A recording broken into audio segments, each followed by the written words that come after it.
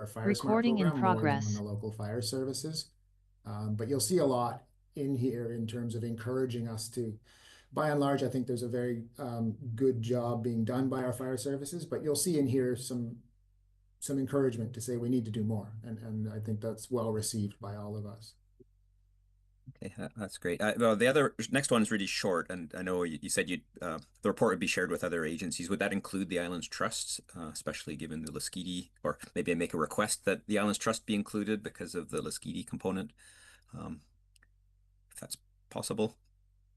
Yeah, through the chair, absolutely. We would look to share this out and given their land use planning, just like we'll share it in-house with the planning departments, with the city and the regional district. And yes, and if I could just add one part that I should have said, I was remiss in the parks question. Our Fire Smart coordinator was on Lasqueti last week at Boot Point with our local Fire Smart reps. And so just, it's, again, we're trying to cover all of our bases here, but at the pace that we can over the coming years.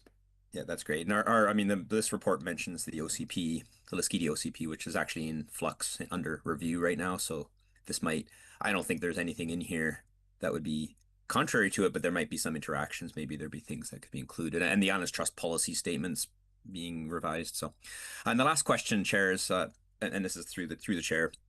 I note in the financial impact section, it seems like we didn't spend all the money, which is great. So the question is there what happens to the remaining funds? Is there opportunity, in particular, is there opportunity for us to use any of those funds to implement some of the recommendations, or what otherwise occurs with those?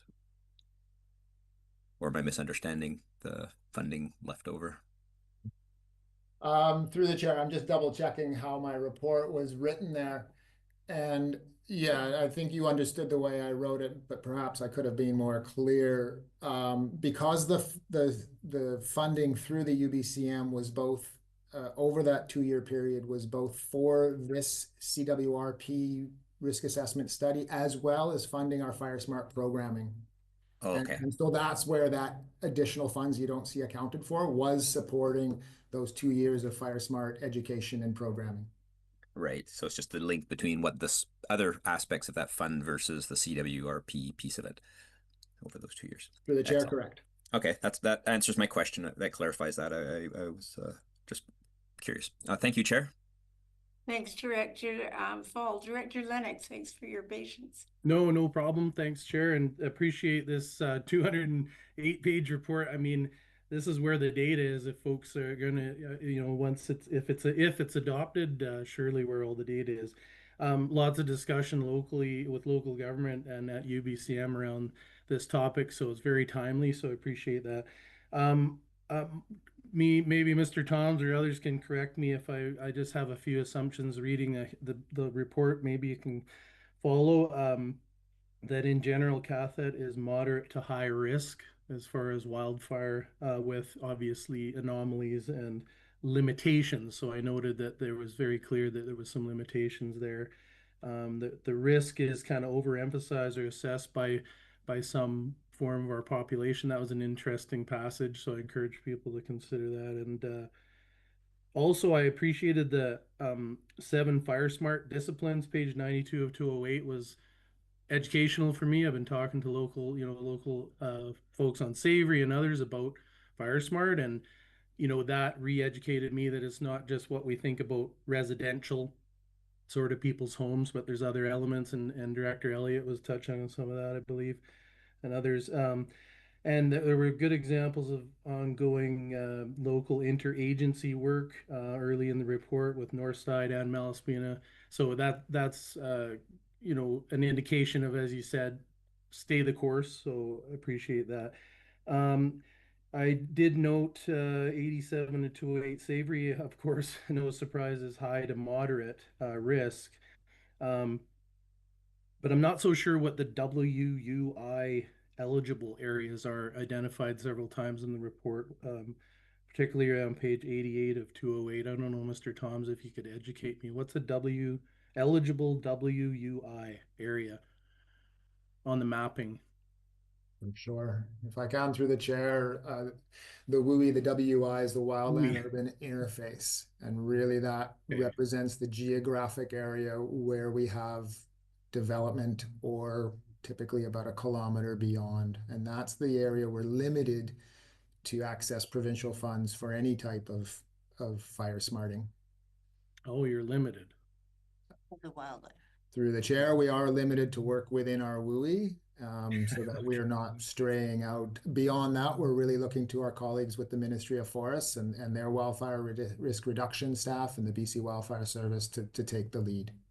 Thanks. I think those maps are helpful for us to understand where you're aiming at. And then the second quick question is, maybe you could just quickly elaborate on what the even possibilities on the 16 vegetation management units identified. And I think I understand what that is, like taking control of certain strips of land, and maybe you could just flush that out quickly.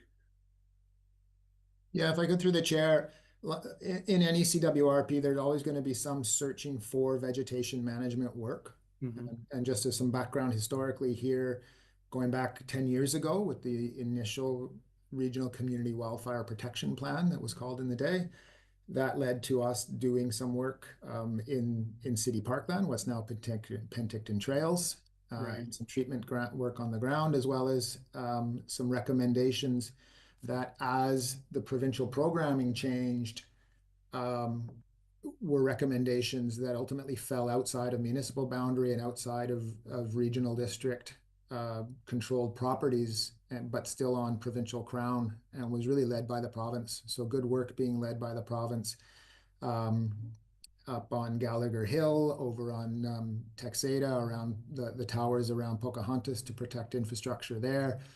And those are the types of vegetation management priorities that we're looking at. So really this study was doing risk assessments, was really utilizing the skill sets of a team of wildfire technicians to go out and throw plots in potentially applicable publicly managed lands, whether they were local or provincial or First Nation, and then to make recommendations. What we find with the ones that were possibly considerable here is they're predominantly out on provincial crown land, and not ones that we would see trying to entertain ourselves. We would really, again, like a previous question, we would share those, and we will share those, and we already have, but formally we'll wait until board adoption.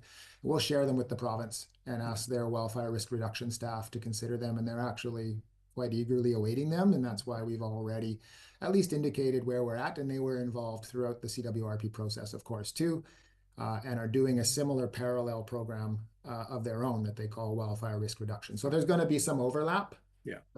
A lot of that vegetation management, unless it's falling within parkland controlled by QRD or city, or of course the nation, who are partners, but as we pointed out here, the nation is really looking, as it should, under its own self-governing status, to embark on its own programming, and so we'll respectfully leave that with them. But we wanted the CWRP to give recommendations. Who ultimately carries through will be essentially the steward of that land base.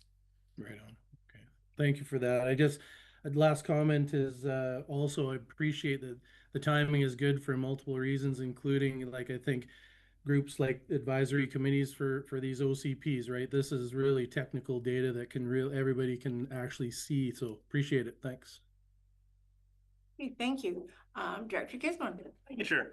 I guess my question is, I would like a little bit more clarification on this Fire Smart Resiliency Committee or working group. I believe you said it was part of like the Regional Emergency Management Committee. It's kind of falling under that category, or what was, I kind of missed the details on that. Different committees, but let's get Mr. Thomas to tell you. Yeah, through the chair. We have a long history here going back to even prior to the Regional Emergency Executive, or the Regional Emergency Program, sorry, of a working group of the fire and ambulance, Coast Guard, search and rescue, school district, all the players, Ministry of Transportation, who come together and try to brainstorm and work through emergency planning initiatives.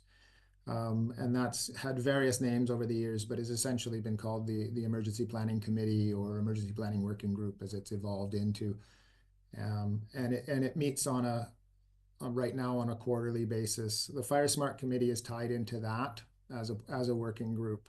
And again, as we know in our structures, it's It's a working group, and it gives us a little bit of flexibility as memberships come and go, and we ensure that we have the right players at the table. And it steers up to really, for us, the Regional Emergency Executive Committee. That's where we get our actual direction from this organization as an advisory committee to the board, right? But for us, what the province is looking for in a fire smart committee is really just some type of organizational structure, to show that we're trying to pull all the various agencies and responsibilities together, to give some guidance for what actually works within our region, because all the regions across the province are quite different, of course.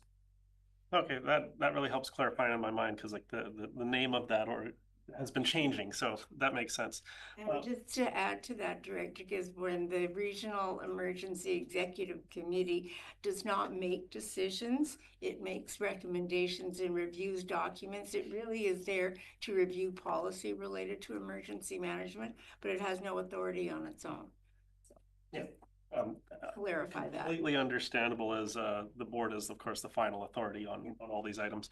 As a follow-up question, do we have any board representation on that committee? Yes, there's the chair of the board and one other director, which happens to be me.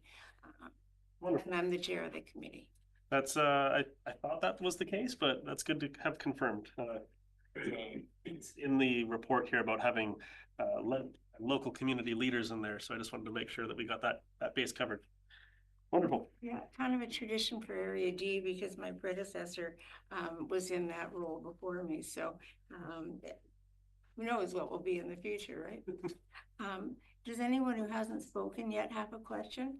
I have one for the second question. Just to clarify, so all of the action items, especially the high priority items, you're saying it's a 10-year window to make these happen. So would they just be integrated into your work plan, like so much per year as funding permits? Or I'm just trying to understand how what that rollout kind of looks like. And if it's still in preparation, that's okay too. Through the chair. Yeah, essentially, if you look at all of those action items for the coming decade, you'll see who the plan is targeting. And most of what, from a regional district perspective, we will try to manage through our Fire Smart program. And we'll see our Fire Smart coordinator within their capacity, of course, to kind of pick off these priorities.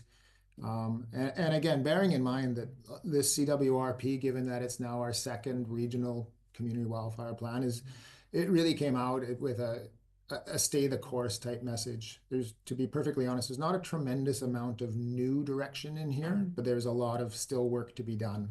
So I don't see an uptick necessarily in our workload, but more that we do need to keep our Fire Smart program. We can tell it's well received by the public, well received by the agencies, by our fire services.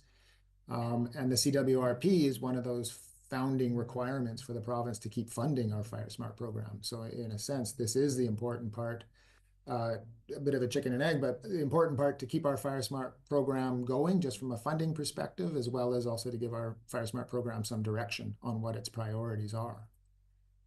Great, thank you. Is there do they do any training, like the Fire Smart coordinator would that person train others in rural areas? You know, train the trainer and help, because one of the goals of this plan is to increase the number of people who follow Fire Smart strategies. So I'm just wondering if that's part of the thinking, train the trainer kind of thing. Yes, Chair, it actually is very similar to what you just described. And even for our Fire Smart coordinator, because as several of you probably know, our long-serving Fire Smart coordinator gone away on an out-of-country family adventure, and so we've embarked with a new Fire Smart coordinator who themselves needed some training, and so we brought a fairly intensive week-long course here, which included representatives from around the rural areas, including Texada Island, so that we could get trained Fire Smart representatives scattered around the region, if you will. That's just one way that we do training. Of course, there's sessions held throughout the year. There's some done on request. And of course, the biggest thing that our Fire Smart community does that most residents see is upon request. Any residential property owner can request a Fire Smart representative to come to their home and property, work with them, educate them on Fire Smart initiatives, look at their home and property, what types of improvements they could make, how fire what things are going on in terms of the goods and the bads around their home and property. So really the big emphasis for us, Fire Smart's much bigger than all of that, as Director Lennox pointed out, but the basis for us and the big emphasis for us is that education component. Okay, thank you so much. Round two, Director Elliott. Thank you. So as we've been talking about the slash here, there, and things accumulated, and the fact that Forestry has less options for their biofuels now because of the closure of the mill and the burner or the thing that turned it into energy, the boiler, I guess it's called. It occurs to me that tracking expenses for addressing these accumulations would be helpful data in promoting biofuels in economic opportunities, because it's a lost, the cost is a factor in your cost benefit analysis of coming up with supply and so forth. And it could be lumped together with our sustainable management of waste locally as supply for another option. And so I'm just wondering, is there any way for us through the Fire Smart program to track the cost of dealing with those kinds of things, the waste that piles up? It's a bigger economic principle I'm talking, but it's also Yes. something I was talking at UBCM with the Minister of Forests about. Yeah, through the chair. I mean, certainly you'll see the recognition here on the coast, especially everywhere, but especially on the coast, slash is a considerable fire risk. And so generally speaking, I would say the answer to your question is yes, but I don't know that in specifics that, I could give you a better answer at this time, other than it's something that our Fire Smart coordinator could explore. I suspect the licensees and the operators must have a pretty good understanding already of their costs, and especially in the community forest, et cetera, of the impacts, since the ability of them to sell this as hog has gone away. I suspect that they already have probably an estimate of a dollar figure. Okay, thank you. Thanks, Director Elliott. Director Lennox. Yeah, thanks, Chair. I'm just going to support Mr. Toms there.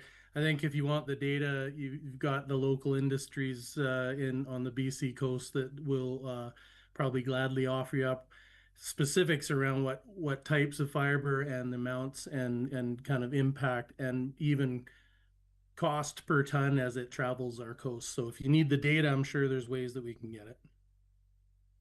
Just to clarify. Thank you.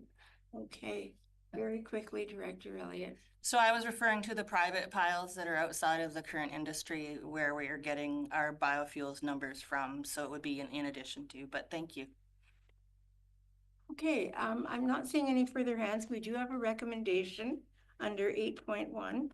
Is there a mover for this recommendation? Director Elliott, Director Gisborne, thank you. And further discussion? Director Fall.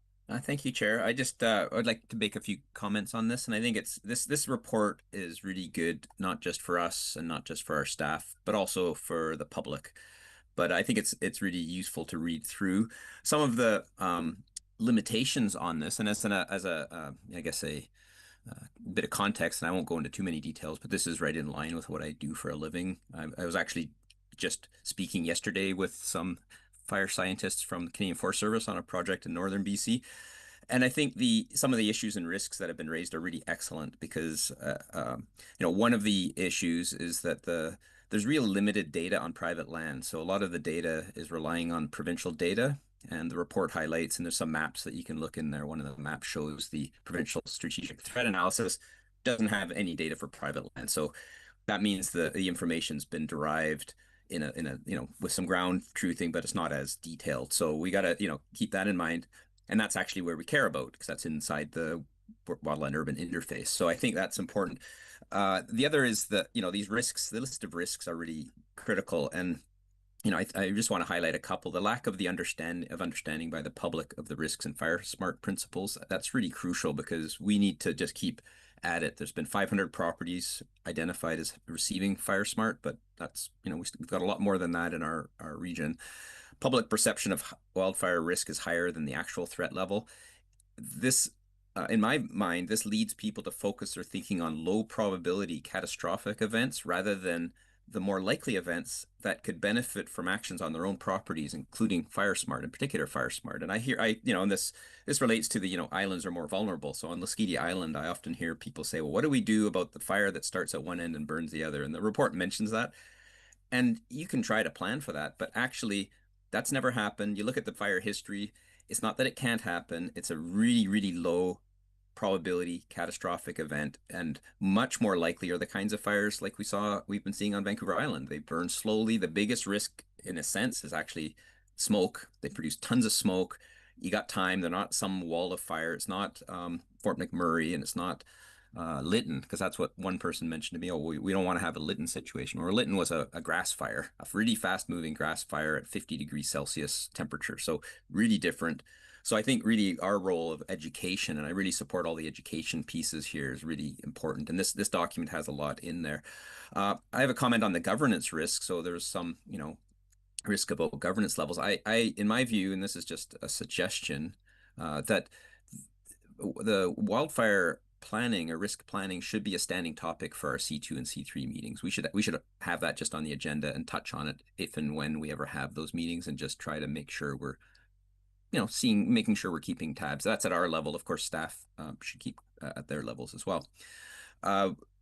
One other comment is, and the report, the staff report by Mr. Toms really, indicates this, but we need to be modest in our expectations of grants funds for a number of reasons. First of all, staff time. I mean, that was brought up, but in particular, the fact that our area being, a lot of low and moderate fuel types and fuel risk and moderate overall risk, we're not going to be seen as the highest priority by the province. We know the province is short on cash, and areas that have, some of the areas where I'm looking at, for example, in central BC, the risk to their communities, they wouldn't have a bunch of green on their maps. They'd have a bunch of orange and red around their communities. So those are the, the communities that are right up against subboreal forests and boreal forests that have, fast moving, different fuel types and different winds. So we got to be modest. And I think that means we need to strategically focus what we apply for. So the funding, as Mr. Toms pointed out, the funding is available for us for everything.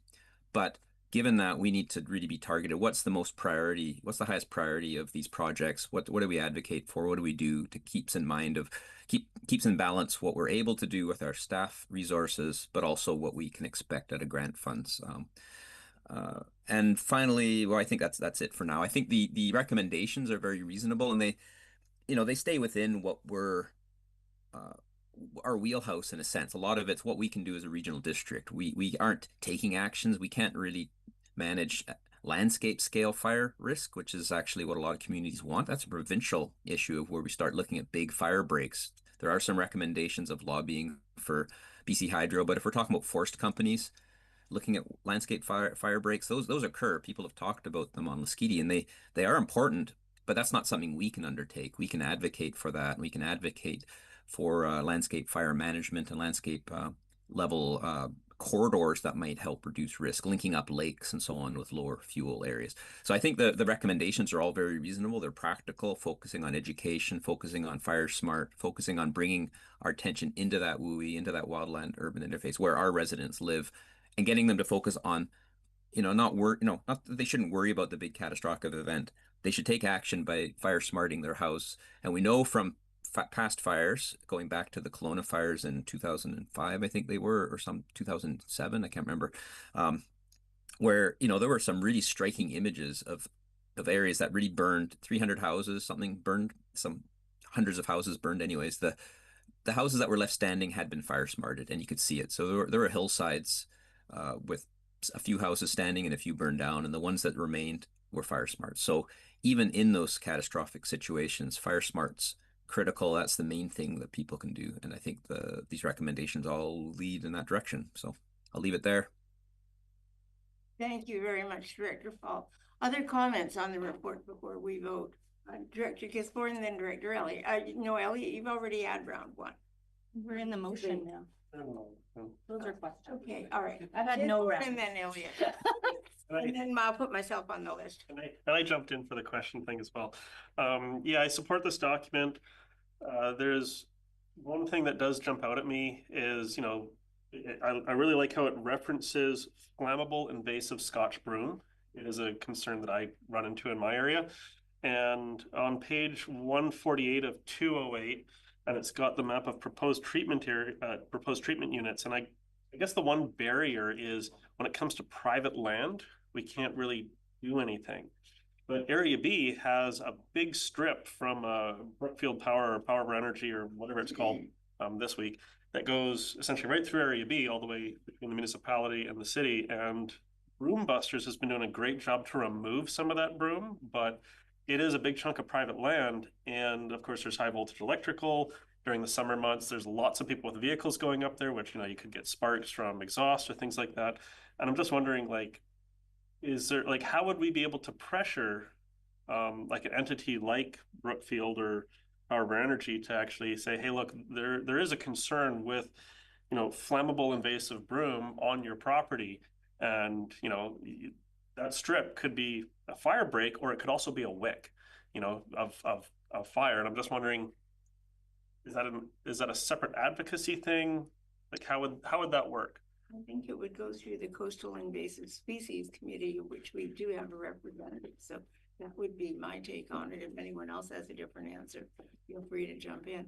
But it's more of like, how do we get them to do fire smart on private land when it's not like, you know, just a homeowner? It's a large company that is kind of more focused on the dams and not so much on the strip. Oh, sorry. We're in debate. Yeah. Yeah. Yes, Director Elliott. My point of order is that we're not speaking to the motion at this point in time. We're just asking questions of the report still. And so. And you're next on the speaker. Yeah. So please go ahead. I'm in support of it. But that's just something I'd like to maybe have fleshed out in the future. But otherwise than that, I support it. Yes, in support of the motion, in support of fire smarting. I think probably there's steps beyond the information gathering and making recommendations that could move beyond this report into maybe trying to create an area where people are responsible for a certain standard of fire smart within the jurisdictions that they have, including private lands. And that's not part of this, but if we're going to be managing down the public expense on fire, we need at some point in time for folks to take some responsibility for a certain standard of fire smart within their areas.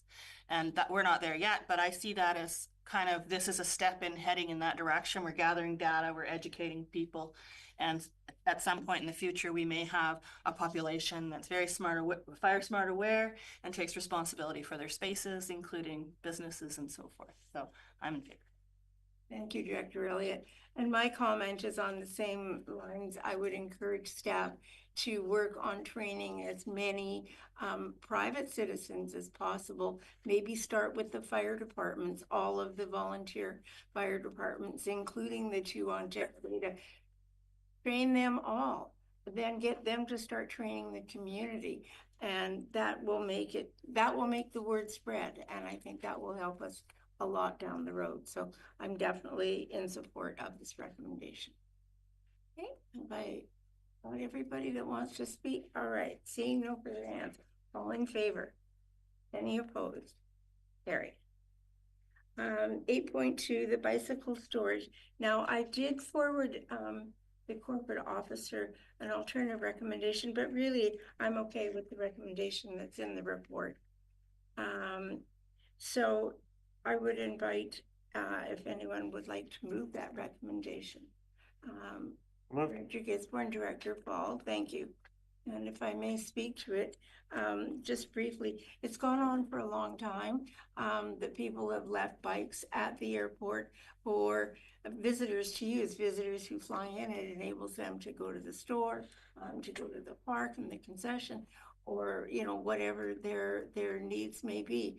But over the years, the bikes get worn out and tires get flat, and nobody's really taken on this task or the expense of maintaining them, and really they sit out in the rain. So this is just simply about a storage shed to house the bicycles so that they would be available to the visitors to use. And it is good to check potential liability.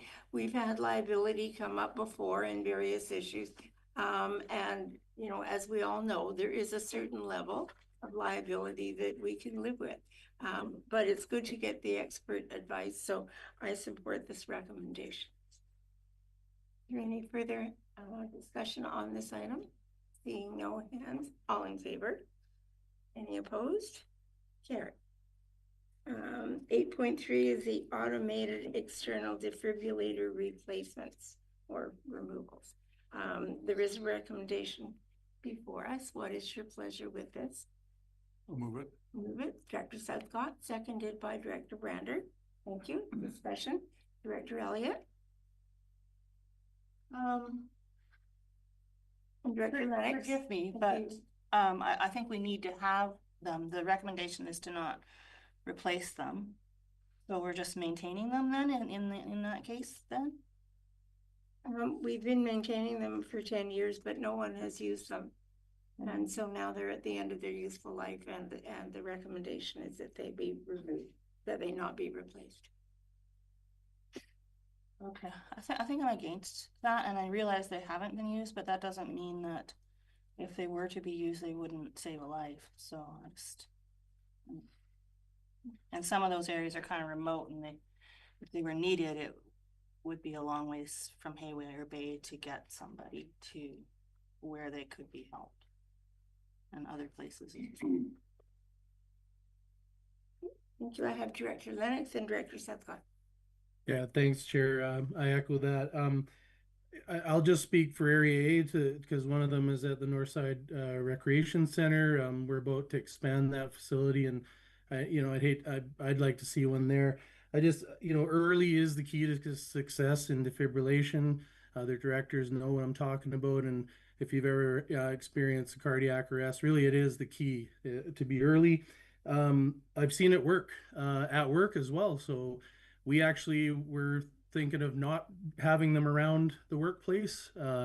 We decided what's the harm? Very little harm. There's very little risk, a little bit of cost. And guess what? 6 months later, we were able to save a life. So I've seen that happen. And for Area A, it's definitely worth the money. I was hoping to see another option. I guess as Director Elliott would say, Director Corporate Officer has her hand up. Thanks. So I just wanted to point out that there is another option in the report and it's on page 259, and that indicates that the committee recommend to the board that the board replace the automatic external defibrillators located at Haywire Bay, Northside Recreation Center, and Gilly Bay's Old School, and that the committee recommend the board direct staff to fund the replacements through the Regional Park Service, the Texada Island Recreation Service, and the Northside Recreation Service. Thank you very much for that clarification. I was on the first page and looking at a different version, or different copy. So I guess what I'm saying is I'd like to see it for all areas, but I'm prepared to have a separate amendment or motion for Area A. Thanks. Okay, well, we can vote this motion down and then consider second motion. So it's that option. Director Southcott. Yeah, thank you, Chair. Having had lots of experience with AEDs over the years, they certainly are critical. It is interesting to note that none of these three have been known to be used. It stimulated the question in my mind, what the likelihood is of them to be used, and that contingent on, or corollary to that question is, number one, for Northside, is the fire department's defibrillator close enough to be an effective substitute? Number two is are there people who would actually use a defibrillator located at Haywire Bay or at the Gillies Bay School. Gillies Bay School, in my mind, is also, is there another one in that small community? It's not an awful lot of money if you're looking at, like the 10-year budget, but they do need new batteries and pads regularly, otherwise they don't work. So there are definitely some question marks in my mind. I'm not fully in support of this recommendation, but I might be partially in support of it if I knew there was alternatives in any one of the three locations. And contingent on the other questions as well. So I got a few questions here that I think need to be answered before I can support this recommendation. Well, this would be a good time to ask some. You have the floor. Okay, well, I guess this is a question of staff, specifically with regard to Haywire Bay. Is there anybody out there who is regularly familiarized with AED use? Like, is there much chance of it actually being used? Who would like to tackle that question? Mr. Devereaux? Yes, through the chair, if I may. The answer to that question, Haywire Bay, is no. We have a contract operator there. They are not trained. We have no staff that are trained that are there regularly. And that is in the report. It mentions that as a drawback is why staff was recommending taking them out, is that in none of these places do we have anyone who's trained to use them. And in the Gillies Bay, and they share a parking lot with the fire department. They have an AED, and at the Lund Hall, the fire department has one, and they're a block away. So, staff was looking for ways to save money in these budgets. $20,000, over at the 10-year period or whatever is not a huge amount, like we said, but it's $20,000.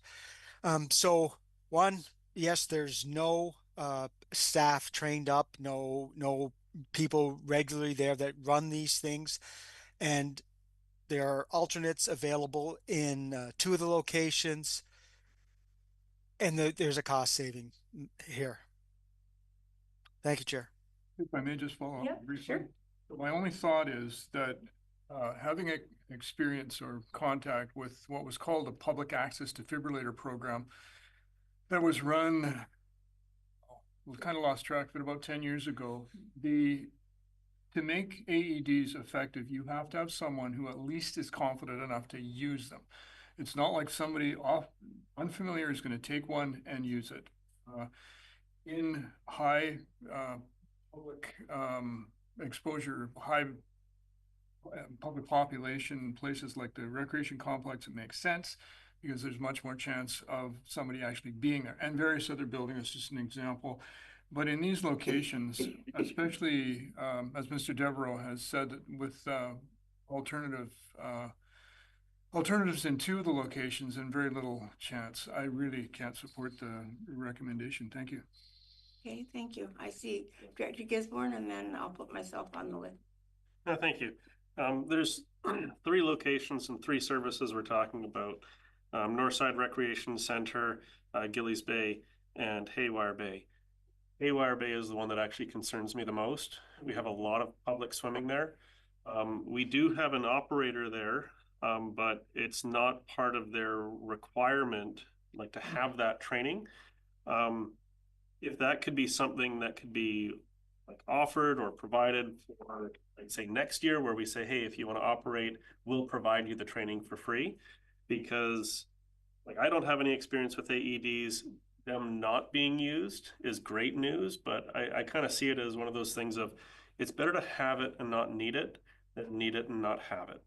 And if there is a situation up at Haywire Bay where, say, there's some drowning, as I understand, CPR is administered first, and if there's still issues, an AED can be used, but it needs to be used by someone who actually has at least the basic training. My hope is that there would be someone there that has the training, and if we could like make it as part of that, operations contract to say, hey, if you're going to be their operator, we'll pay for the training so that you can know how to use this. So when it comes to Haywire Bay, I'd be very comfortable throwing the extra money to keep one there, because they are correct. Northside Recreation Center, right next to the fire hall, Gillies Bay Old School, close to those emergency services, but like Haywire Bay is quite a drive, and that park has great community support, and it has a good feeling in the community. And if something like that was to happen up there where someone was to pass away, I think it would have a real negative effect on people even wanting to go up there. So I'm fine with not having them at Northside and Gillies Bay, but I would actually want to see it at Haywire Bay, and then potentially say, hey, can we get the training for the operator that's up there for next year? Okay, so you're speaking against the recommendation. Yeah. I think pretty much everyone has, as I will too, having put myself on the speakers list. And then I recognize Elliot and Southcott, I guess for round two. Although the fire hall in Gillies Bay is next door to the old school, which has the library and the senior center and the preschool, that isn't immediate access, because if someone at the library has an issue and needs it, you have to find someone to open up the fire hall to have access to it. So it's not readily accessible to the public. You need someone with a key to that building to be able to get in and use it, which creates a delay, which, we all know about, delays. And I would sure hate to be the person who died because we didn't have one. So I'm also speaking against the recommendation, because although, it's like insurance, you hope you never need it, but the one time you do, you're really glad you have it. That's why we have fire departments. You hope you don't need them, but when you need them, you need them. So anyway, those are my thoughts. So I think I saw Elliot and Southcott. I'm not sure who was first. So Southcott. I just wanted to correct what I ended up saying, because I said the opposite of what I meant. Sorry. Thank you for that clarification, Director Elliott. I'm still speaking against the motion.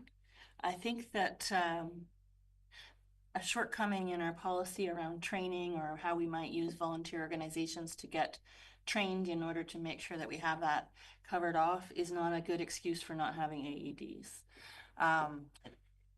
And when you're saying there's nobody trained, what you mean is that you're aware of. The general population has people trained on AEDs. Our board alone probably has 3 out of the 7 of us that have been trained on it, and maybe even higher on the use of those. And so perhaps we might want to look at Haywire Bay, and maybe it's the outdoor learning center that we should be working with, or someone else. But the point I'm trying to get at is a lack of policy around making sure there's trained people is not a good reason to not have AEDs. I think we need to correct the first oversight rather than remove the AEDs. I think AEDs are life-saving devices. If we're going to have remote parks where we know the public is at, and it's possible that one might be needed, it's a good idea to have them there. So I'm against the motion. Thank you. I have Director Southcott and then Director Fall. Just a quick question. Might there be a possibility of putting a key in the location where the Gillies Bay AED is to the fire hall to access an AED or something like that? A key. No, you can't let Next them door to the AED. They aren't. I still can't picture what you mean, but Just accessibility to the AED that is in Gillies Bay. That you say is available. you could leave a key at the old school. Or something like that. Could there be some simple arrangement to? Probably. I can't speak for the fire department, but certainly that approach could be made, and it would be reasonable to expect. So yeah, okay. Director Fall. Thank you, Chair.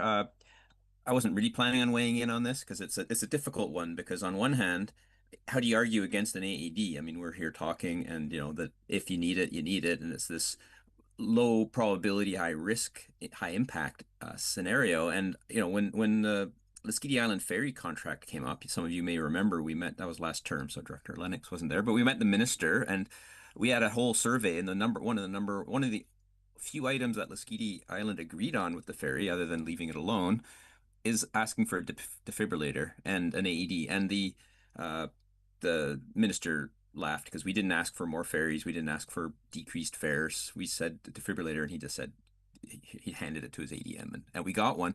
But that is a very different situation. You have people on the, an hour-long ferry out in the middle. There's a trained crew with occupational first aid, and time you're not going to get anywhere quick. So there it's really critical.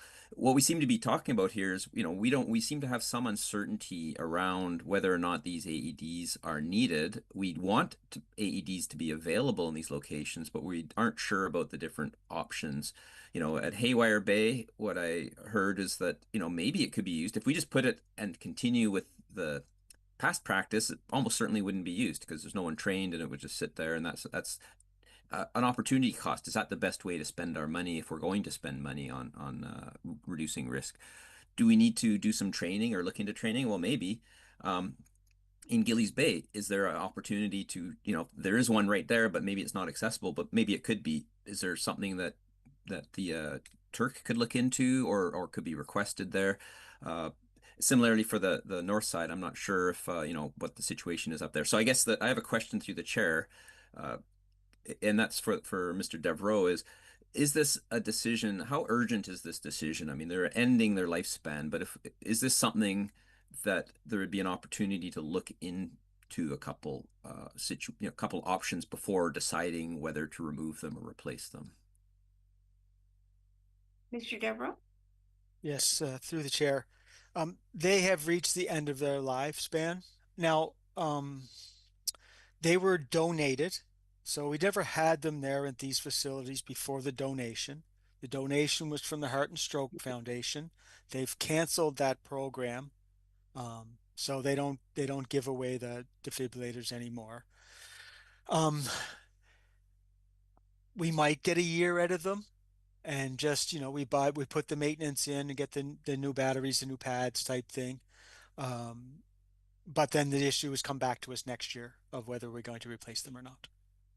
Okay, thank you. And I guess I don't want to throw a wrench into the spokes here too much, but I just want to raise the possibility of an alternative, which would be to, because it raises in my mind other questions. If we if we say that we support AEDs because they could save a life, and you want one when they're needed, absolutely, we all can agree on that. But we've had these three, which are sort of an opportunity that happened. They're donated. Are there other areas that we need them? Are there, if we were to buy them, are these the best places? And I would hesitate to say we should give staff, more work to review what we're doing with AEDs. But really that's where this leads, or at least with these three options, like a little bit more information on the three sites could be useful to know, maybe the feedback from Turk about whether there's an option or whether they say no, absolutely there should be one. And I mean, that's Texada's money. So if Texada wants to spend tax dollars on one at the school, I'm going along with that. I'm not going to complain. And same with Northside. And the park, that's regional. It's not going to be that much overall. But I see Mr. Devereaux's hand up, so maybe he has some clarification on my comments. Thanks, Director Fall. Mr. Through the Devereaux? chair. Yes, Chair. I just like to say that, approximately 10 years ago, the board considered this. And these three locations were the ones identified as the top priority to have these at the time. Our properties have changed a bit in the last 10 or 11 years, but not significantly so that I would say there is a better place to put them than the three locations currently. Right. And we do have the north side, the new hall going up and so on. So I would, for me, from my point of view, if the taxpayers from this Texada and Lund area A are wanting to support that, and that means the directors, I'm fine with it. In the regional parks, I'm not going to oppose, but I just wanted to throw that out there that I think we want to avoid spending money on something just because we don't want to, be seen as not supporting AEDs. We all agree AEDs are important, but having AEDs that are surplus or redundant or, because they cost and they have this maintenance cost, that's not necessarily the best way to spend tax dollars. So that's neither for nor against. I just wanted to make a comment on that. Thanks, Director Fall. And maybe we can wind up our discussion on the motion to not replace the AEDs, and then there may be a motion subsequent to that we will wish to discuss further. So if I can call the question on 8.3 as it is in the agenda to not replace the AEDs. All in favor? Seeing one. All opposed? 1, 2, 3, 4, 5, 6. Thank you. It does not carry. Is there another motion that a director would like to put forward? Corporate officer, you mentioned that in the report there was a second option. Director Gifford, are you looking at that? Yeah, I'm looking at it. It's on page 3 of 3. And that would be that the committee recommend the board replace the automated external defibrillators, AEDs, located at Haywire Bay Park, Northside Recreation Center, and Gillies Bay School, and that the board direct staff to fund the replacement through the Regional Park Service, the Texida Island Recreation Service, and the Northside Recreation Service. Is there a seconder for that motion? Director Elliott, thank you. Okay, on the speakers list, I've got Director Gifford, Director Southcott, Director Lennox, was your hand up there? Yeah, yes, to second, and I also would briefly speak, thanks. Okay, all right. So Gisborne, I recognize Southcott and then Lennox. Go for it. Thank you, Chair. Originally, I was thinking of just moving the motion of just Haywire Bay, but I'm hearing support from the directors from Area A and Area D in relation to those prospective services. If those directors and the board doesn't want to do those replacements, we can have amendments. But I do believe Haywire Bay Park is probably the most important regional park that we could put an external defibrillator. I'm not in support of putting AEDs in every regional park, because it's like, say you're down at Palm Beach and there's an issue, you're going to need someone doing CPR and then someone else to go and get the AED. And it's like, is there going to be, like, how often is it full of people down there? It's not as frequent. However, at Haywire Bay, you go up there in the summertime, it is packed with people. Say you have a drowning incident, person is administering CPR, someone else can be like, hey, is there someone here who has the training? And of course, the larger number of people, the higher the chances that you will actually have someone who has the CPR and AED training from the Red Cross. And I would also be very much in favor of having like that as kind of a requirement for when an operator ends up, being up there next year or in the future. And if we need to provide that training to them, I think that would be absolutely fantastic, because there's a lot of swimming going on up there. I took my kids up there, and there's kind of like a bit of a sandy drop off, and my 6-year-old kept wanting to jump in head first, and I had to keep pulling her back out because of course I was worried.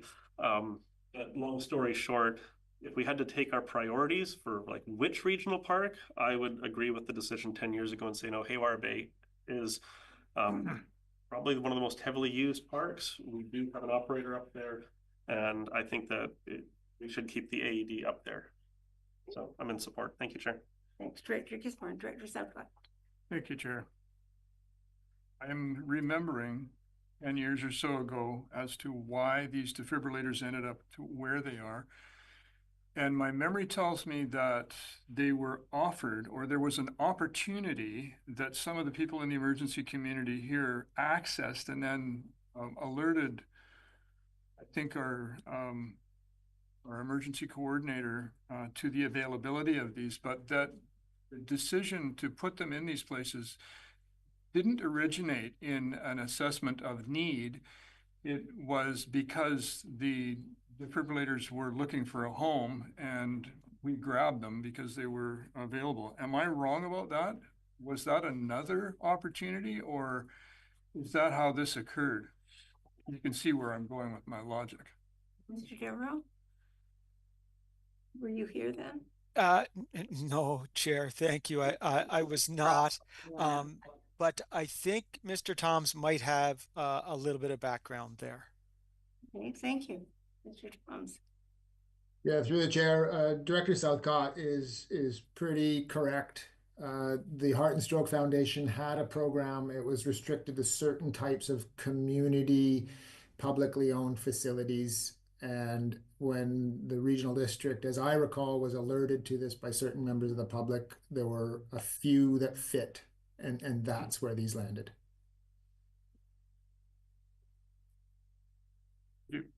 Director Lennox. Thanks, Chair, and I do appreciate that, the history around that and the efforts that people did to make them available. And I guess a couple comments on the ones that aren't in Area A or wherever I am in the community. I'll tell you, I'd rather be where I am and be able to bust into one of the units and use them than not. Haywire Bay, I'm up there. There's lots of people up there that know how to use an AED. When I walk by their campsites, I know who they are. And same thing wherever we are. North Side's a good example of, we're going to have a hall that'll fit a couple hundred people. We want a couple hundred people. So again, I think you know where I'm going with that. I want to be able to respond right away. And I've done it before and it works. So that's where I'm at with that. And, whether I totally do appreciate the last couple of topics on saving money, right? For the center is going to be more expensive to operate. And so I appreciate our staff's attempts at that. And, but we do have people there that have first aid training at the daycare and other people that are using the center, and it's going to increase, not decrease. The fire hall's a little ways away, but those minutes add up when you're trying to actually have firefighters respond to the hall, open it up, and then get back to you. So that's where I'm at. I would even suggest that, I'd like to even think about and explore maybe the community, the clubs that are involved in the associations can apply for a grant to fund that AED, and I would consider that. And so I think there's different ways that we can accomplish that very low cost to have something that you never want to have to use it, but guess what? It's amazing when it works. Thanks. Thanks, Director Lennox. Director Elliott, then I'll put myself on the list. Yeah, I think our volunteer fire departments, if they don't already have mandatory training for everybody in the fire department, whether they're the medics or not, for AEDs helps, because that increases the level of knowledge throughout the entire community, because we have high participation, particularly in North Side, for volunteer fire departments. And so we could increase training that way. We could increase training if the Outdoor Learning Center in Haywire Bay made sure everybody there working in that circumstance would learn those. There's many ways we can increase the general level of training that would help us with these devices, but having them there is key, right? We can fix the training side. We can't really fix that they're not there that side. So it's an opportunity, yes, at first, but that opportunity was a good one, and I think we should maintain it. I am cognizant that I probably don't have a vote at the regional level, but I do here at the committee of the whole, so I'm in favor of this motion. Okay, thank you, Director Elliott. I'm not sure why you wouldn't have a vote. Because it's money for those particular services that I'm not part of, I think. Yeah, but this isn't part of the planning service. This is committee of the whole. So putting myself on the speaker's list, I would like to talk to the Recreation Commission about this, because there are arguments both for and against replacing the AED at the senior center. For is that it houses two age groups who are seniors. The library is primarily used by seniors and the senior center itself.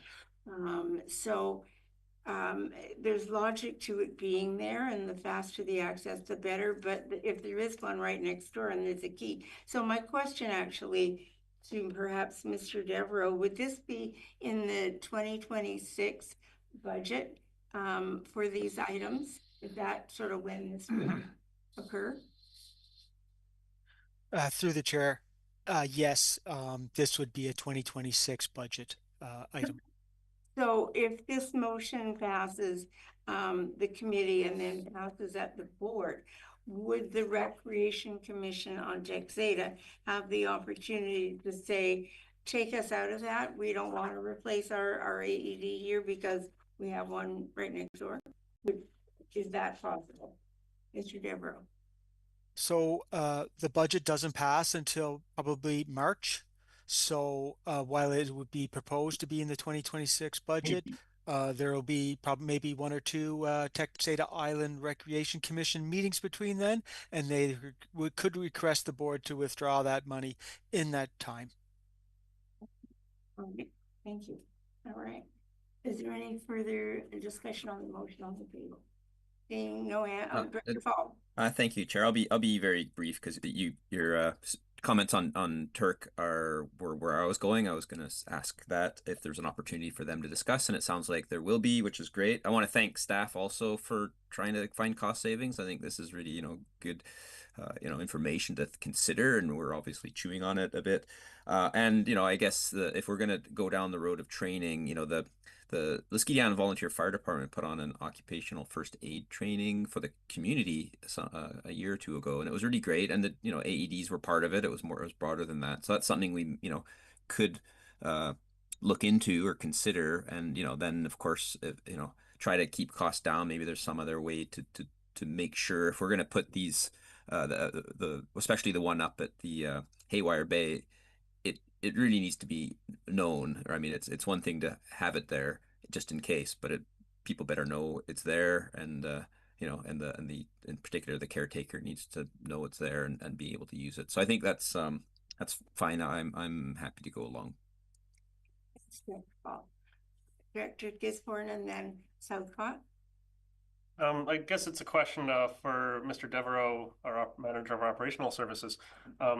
Of course, the Haywire Bay operations and all that stuff is wound down for the year, and I'm just wondering, would we require a subsequent motion to, say next year have it in part of the operations contract or something like that, or would that be an in-camera thing, or because that was one of the ideas tossed around, is like, how can we ensure that whoever's up there has the training, and that might be a budget allocation. So I'm just kind of curious, would that require a subsequent motion or a notice of motion, or is it just handled operationally?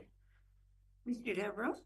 Yes, through the chair, I think that can be handled operationally. We're in negotiations with renewal of contract there now with the caretaker.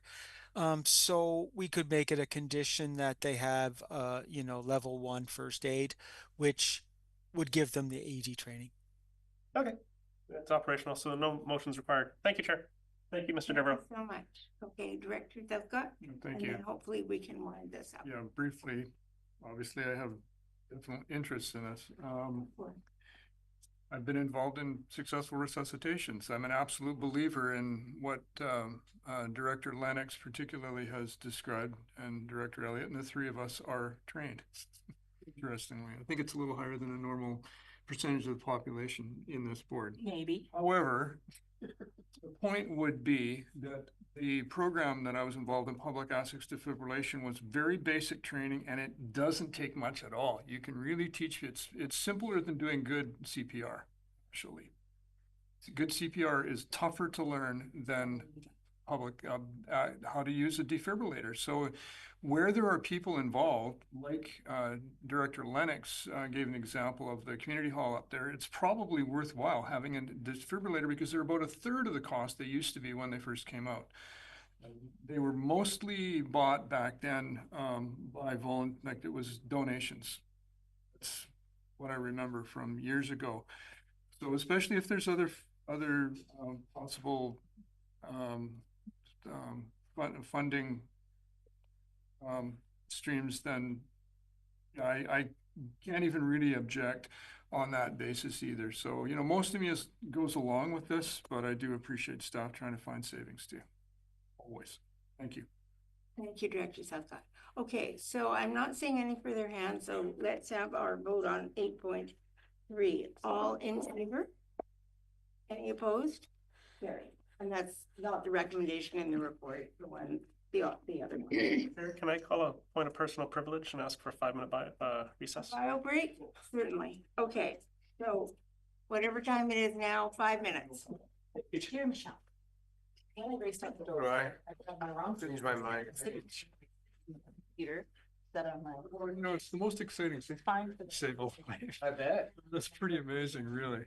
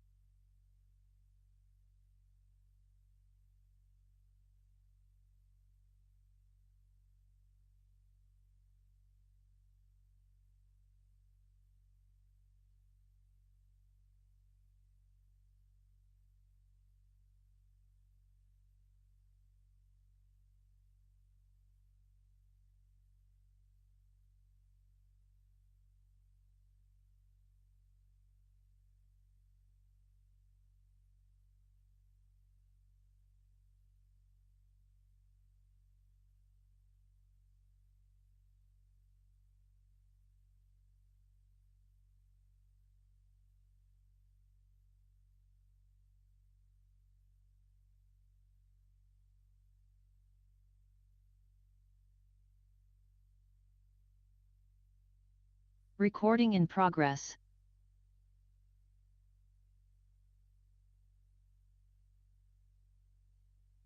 Are you ready to go? Yeah.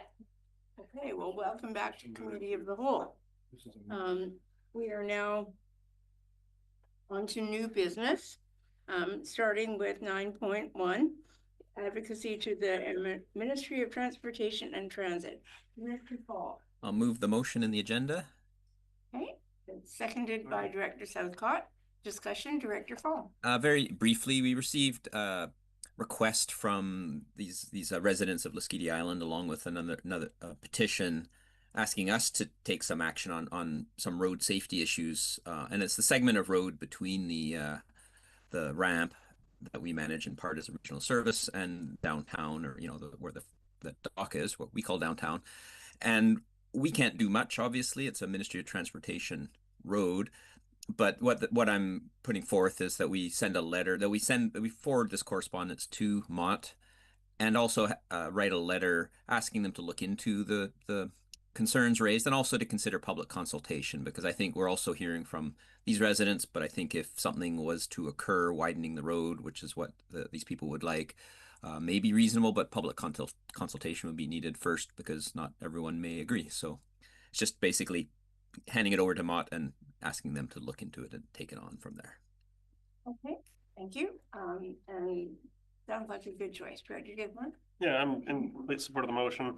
The one question I have is that over on this side, we do have quarterly air quotes with Ministry of Transportation meetings. And I'm just curious, maybe when the letter gets sent, there could be like an inquiry as to, is there something similar over with the regional district in Nanaimo? And maybe that might be an opportunity to have future issues addressed in relation to Lasqueti Island. Of course, it's a bit of a challenge, but other than that, I'm in complete support. Right. Thank you, Director Gisborne.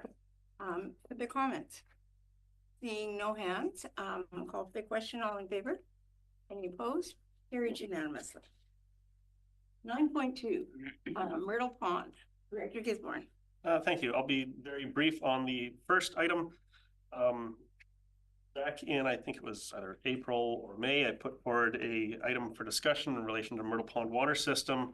I believe we're all aware that there's been some challenges out there with the high producing well number 2, and the residents over the summer were on stage 4 water restrictions, and their water consumption was, as I became aware, substantially lower than the 30 cubic meters of water that they are charged for in the summer months.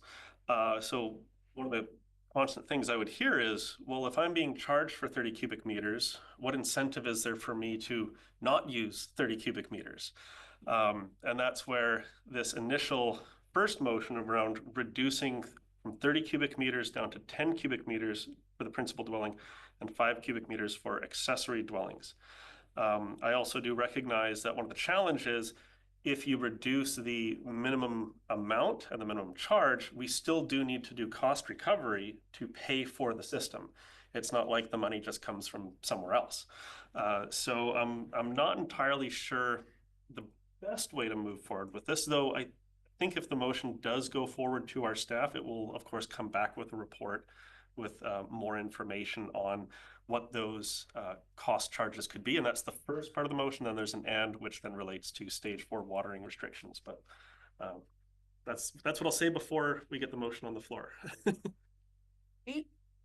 Is there any further comment that you'd like to make before we get a motion on the table? Director Elliott.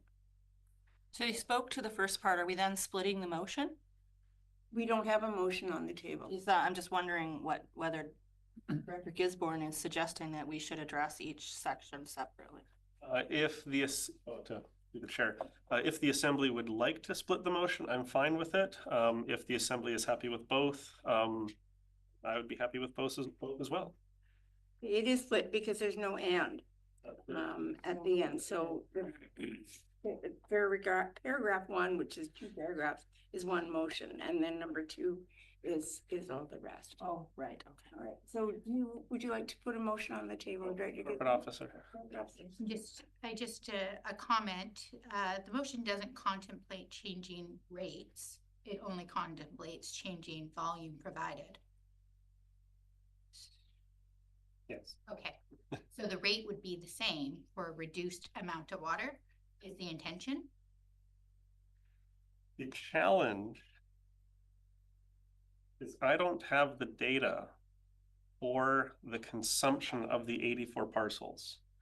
So I can't put forward alternative rates. But if we would like to also include that in the motion, I'd be very much satisfied with that. And I presume because the motion is direct staff to bring forward amendments, I would assume that that would then be included as one of the portions where it comes back to say, if you're going to reduce the rate, if you're going to reduce the amount, you're going to have to adjust the rates. I would presume that would be part of the report that would come back. Sorry, as a follow-up, Chair. Yes. Thank you for the share. As I read it, we would be reducing 30 cubic meters of water down to 10 cubic meters of water. So currently the rate one is 82.70 for 30. So you can correct me if I'm incorrect in the summer. And so that would now make it 82.70 for 10 based on this motion. Through the chair, the 82.70 is the water rate multiplied by 30, and that's how we get that minimum amount. If we were to go down to 10, then we would take the water rate and then multiply it by 10, which would change 82.30 and essentially cut it by a third. Great.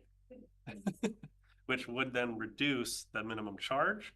It would reduce the minimum amount they would automatically be provided. And therefore we would have to do a rate adjustment. Thank you. And I recognize Director Elliott, but I'm also thinking we should have a motion on the table. So are you moving that, Director Gisborne? Sure, I'll move the motion. And is there a seconder? Director Elliott, thank you. Okay, Director Elliott. So as part of our tour for Board on the Road, we did go to the Myrtle water system and we got to listen to all the wonderful staff talk about things that might help the situation there. And it was my understanding that there were some users that were using quite a lot of water and some users using quite a lot less than the minimum. And so I think what is being attempted here is to recognize those who are using way less with a lower cost to their water, and to step up what people pay when they're using way more than everybody else. And that would lower the pressure on the Myrtle water pond situation, which might help all of us, right? In that we're trying to distribute funding for infrastructure to a lot of places, and there's a lot of need. And so if we can get water users to be more responsible through a rate system, that can only help everybody. My question so I'm kind of generally in favor of doing that. I'm wondering if this motion does that, or if what we should do is refer it to staff to come back with a bit of a report that helps us understand this concept a little better with a little more detail prior to voting on it, or if where we're going is sufficient for staff to make some actions from. And so that's my question around the motions. I'm supportive of the concept. I want us to move forward in the most efficient way. Maybe referring it to staff might have the benefit of coming in with some details that might help us better. Thank you, Clerk Officer. General Manager, Linda Greenan, have her hand up there. Oh, okay, Ms. Greenan. Thank you, Chair, through the chair. Yes, so what is being asked here would be an overhaul of the system and of the way that the rates are charged and potentially the charge to residents. So that would involve quite a significant, there should be a lot of public engagement around that if you're going to make such a significant change. And the other thing to consider is there are companies that specialize in setting up rates for water systems. So that might be an option too, is to engage a consultant to do the work. So I would say probably a preliminary report from staff to look at what the options are. Okay, thank you very much. Director Brander. Thanks, Chair. Yeah, I'm not going to be in support of this motion. I look at the water system. It's not like when you go and buy a vehicle and you have a more efficient vehicle and therefore you spend less money on gas. This is a system that it needs to pay for the infrastructure, it needs to pay for the staff members. And if we reduce the amount that certain people pay, then it has to be made up by others. So I see this potentially having the effect where part-time residents or families with just one or two individuals in the home end up paying more, but then full-time residents and those with, you know, multiple children or 4 or 5 people in the household, or the smaller ones end up paying less, and it gets made up for by the families because they're just going to have a greater water consumption. And I think prior to doing anything like this, like Ms. Green had mentioned, I think it would require an awful lot of public engagement, because I think those people who are residents and have larger homes or larger number of people in their homes would balk at this kind of a suggestion. I'll put myself on the speakers list for round 1. And that is to say that I support the direction that Director Gisborne is going. But I think it would be a far better solution to offer reductions to people who use less than the minimum. Let their fees be reduced according to the amount. And so if they use half, they pay half. So I'd rather see that kind of a carrot system and rewarding people for using less water. This strikes me as kind of a stick approach, and we all know how we feel, you know, if we're approached with a carrot and with a stick. So it's I think a preliminary report from staff, to use Ms. Greenan's words, is probably a good you know, solution. So we would probably have to vote this down and then have a second motion, unless corporate officer, can it be amended somehow? Can we not just refer it?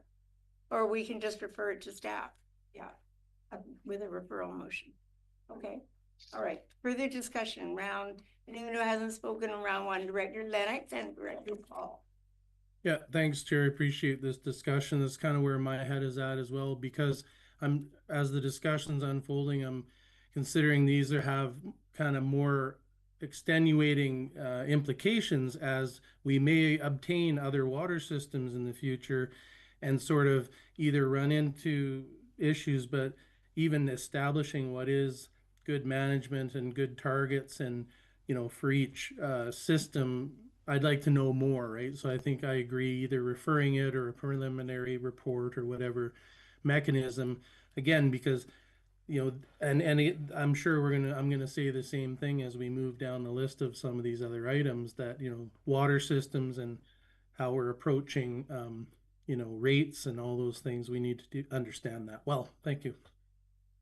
Thank you, Director Lennox. Director Fall. Thank you, Chair. I also support the comments by Director Elliott and the Chair. I understand completely where Director Gisborne's coming from. We were all there. We saw, you know, the need to fill this big cistern up and so on. We know there's an issue and something, you know, water conservation is important. But then, as Director Brander pointed out, you know, there's moving parts here, and I don't feel informed enough to, you know, to vote specifically on 30 to 10 and so on, with, you know, dividing by 3 the rates and what that might mean and so on, public consultation. So I would actually, but I totally see where this is going, and I support the direction of trying to incentivize. So I would actually prefer, and I could support a motion to ask staff for a report on options to incentivize water conservation in the Myrtle Pond water system, in particular when water restrictions are in place, including potential changes to water rates and regulations and public consultation. So something like that, which would hopefully achieve what Ms. Greenan was suggesting, which would bring us back information, and then we would get, you know, cubic meter changes, we would get possible rate changes, how to make the service whole. So what does that mean in terms of the rates? And then if we're changing things, you know, we need to really allow the public to weigh in so we can hear from people who might be feeling harmed by this if they have trouble, if it's going to make it too difficult for them and so on, or whether they are more worried about water running out. Because from what I understood, I mean, when we were there, the costs of bringing in a big truck of water and filling that thing up were really high. So, finding ways to incentivize water conservation is the goal here. How do you make that stretch out? How do you make the wells last as long as possible during droughts and ideally through the whole summer? So that's how I think this could move forward and achieve progress. So I'm just putting that forward, but I'll, so I would suggest we given where we're at, it'd be hard to change the motion. Either we refer it, which would achieve it, or we vote it down and put forward a motion along the lines of what I suggested. Either way. Director Fall. Wait, has everyone who wanted to speak during the first round spoken? Anyone who hasn't spoken in round one? Okay, Director Gisborne, then Director Elliott. Thank you, Chair. I'm really excited to hear the support for the concept around the table. Some might have deja vu. I tried this last term, didn't go that well. The reason why I think the minimum charge is really important is when I think about water, I think a lot about electricity because the math kind of works out the same. And when you get your electrical bill, the average consumption of electricity is something like 11,000 kilowatt hours per year, which is like 1,000 kilowatt hours a month. And if BC Hydro said, hey, we're going to charge you for 1,000 kilowatt hours a month, whether you use the electricity or not, you're going to have people going like, well, I didn't use my full amount, so why should I turn the heat down or why should I turn the lights out? The best way to achieve conservation of both electricity and water is through rates. Like if you want more, you pay for more. And one of the interesting things I found when discussing with members of the community, the operator of one of the nearby community water systems, he said there was a house that had husband and wife, and they were using something like 100 cubic meters a month. And meanwhile, down the street, there was a family of 5, and they were using like 15 cubic meters a month. And this is a Delameris, I believe the fellow was from, and he said there was no correlation between the number of people in the house and the amount of water that was actually being used, which is kind of counterintuitive. But if you think about all of our own personal water habits, I think it becomes clear. Like, on my property, I use a ton of water because I live in a swamp. So it just flows back down into the swamp. But the bottom line is, if we are charging people for 30 cubic meters a month in the summer, and we're having to pay to fill the cistern, like there is no economic incentive for them to say, why should I cut back on my water consumption? Yes, it's going to cause everyone else to pay more to fill that cistern with the truck that we have to bring in, but it doesn't really affect them personally. And I'd be very happy to have this referred to staff. And as I'm sure we're all aware, there's other motions coming up on this agenda because water systems are not, it's not as simple as some people might think. It's not like you just throw in a well, throw in a pipe, and you're all done. These things are complicated, and that's why we have to rely on the technical experts. And if we refer this to staff, and I'm fine with the other ones also being referred to staff, because I do believe we need to get some progress on the Myrtle Pond water system before next summer. Because I know we're still waiting on a report. I think it's going to be coming in November. Well number 2, as we had that tour, well number 2 is not producing to what was expected in the capacity assessment study. So that's where stage 4 watering restrictions during the summer, it's a big issue for the community members up there. And one of the things that was kind of going around in my head that was pointed out in relation to Texada Island and the recreation is there's recreation commissions over on Texada. And I'm wondering, if we do refer this to staff, what about the option of a Myrtle Pond water commission? Like, because the challenge with the water system is no one at this board actually lives in the Myrtle Pond water system.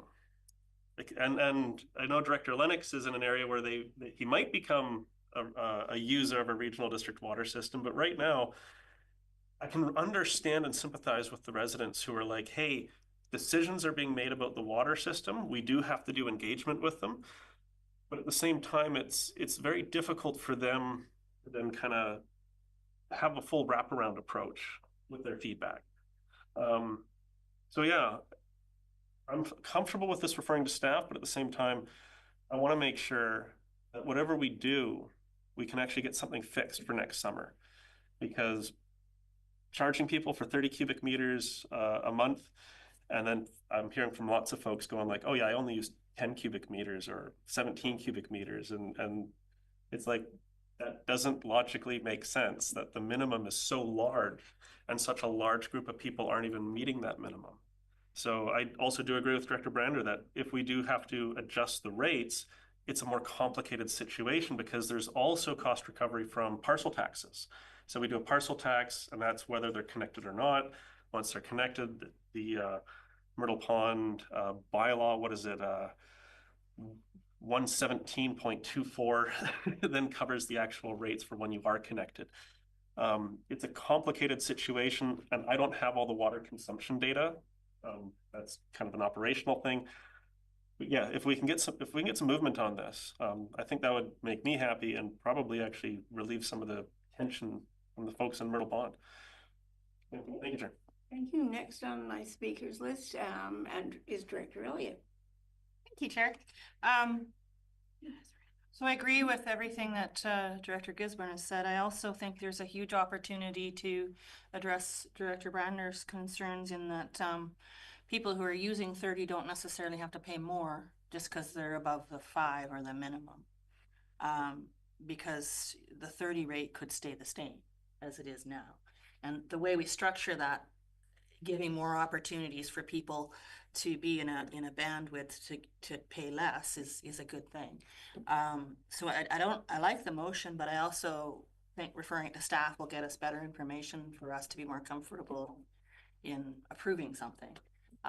Because a rate system is the easiest thing to implement before next summer, other than infrastructure changes. And so it makes good sense. From what I understood during the tour, the main culprit is not household use. Most household use water is all fine. It's the people using water for non-household things like irrigation lawns, things like swimming pools, stuff like that. And if we don't want to run around prohibiting usages of water, we're just going to need to really ramp up what people pay to do those things because it's infecting the entire water system. And so I would move to refer it to staff with the understanding that they come back with a report in time to implement something before next summer. Thank you. Is there a seconder for the Director? There's a motion on, oh, sorry. It's a referral motion. Second. And I understand that you had some comments to share with us. Thank you, Chair. My concern is with this motion is that it's very specific. And it basically is asking us to make amendments to make the specific changes. And we have to look at the data. And the thing with the data is you're looking at historical data. So when you're trying to analyze how you should structure your rates, you also have to look at the probabilities that people will change their habits once the new rates are in place. And so you can't just strictly go on the historical data and assume that that is going to be the same data going forward when you're trying to structure your rates. So I just caution that, you know, having this specific motion asking to reduce the minimum charge from 30 cubic meters in the summer to 20 cubic meters and from 10 to 5 is very specific. So when we look at the data, that might not be, you know, what is recommended. Okay, thank you. And right now the motion on the table is to refer this to staff so all of those comments can be incorporated. I'm seconding. Yes, seconding the motion to refer. Is that debatable? Yes, of course it's debatable. Comments on the motion to refer? Okay, Director Fall?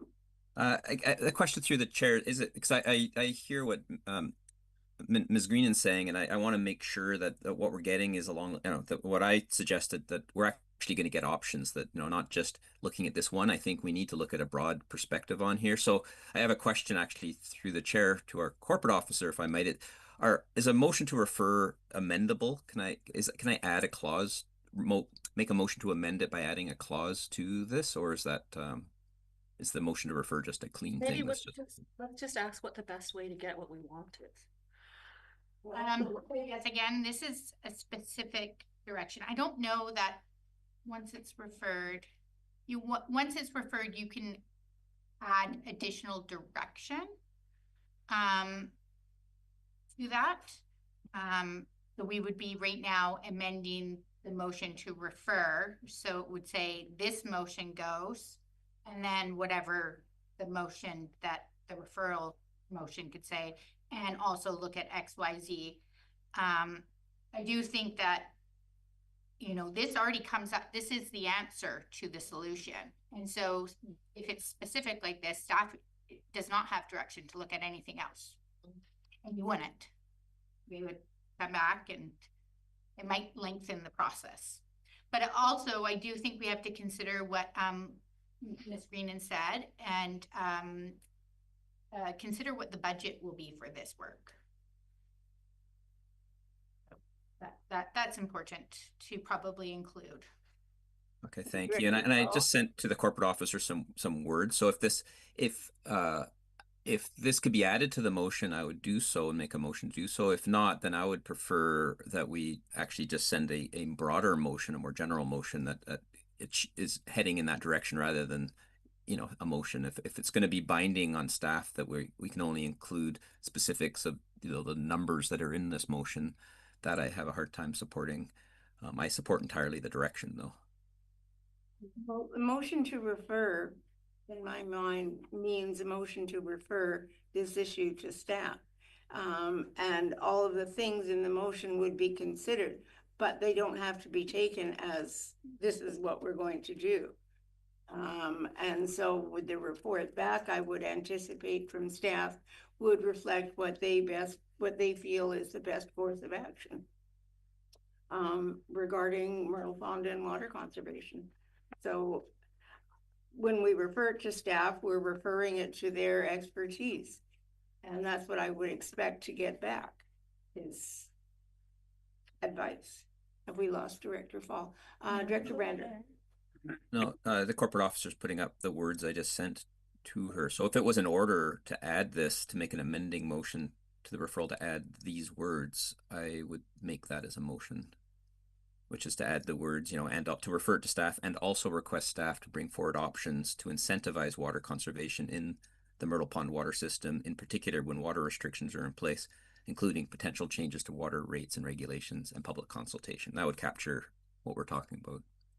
Well, I'll second it. Well, on a second. Forward, I think we also need to include what is and perhaps that's us coming back to you and saying, hey, this is how much it's going to cost to do this work. Right. And costs. So including changes to water regulations, costs, and public consultation. And or that staff be directed to budget for the 2026 budget. Like you could direct staff to get preliminary cost in this for this type of. Right, maybe preliminary costs after regulations, comma, preliminary costs and public consultation. Something like that. Right, no. This is a motion that's put forward. It has not yet been seconded, so this is an amendment to the referral motion, if I got that correct.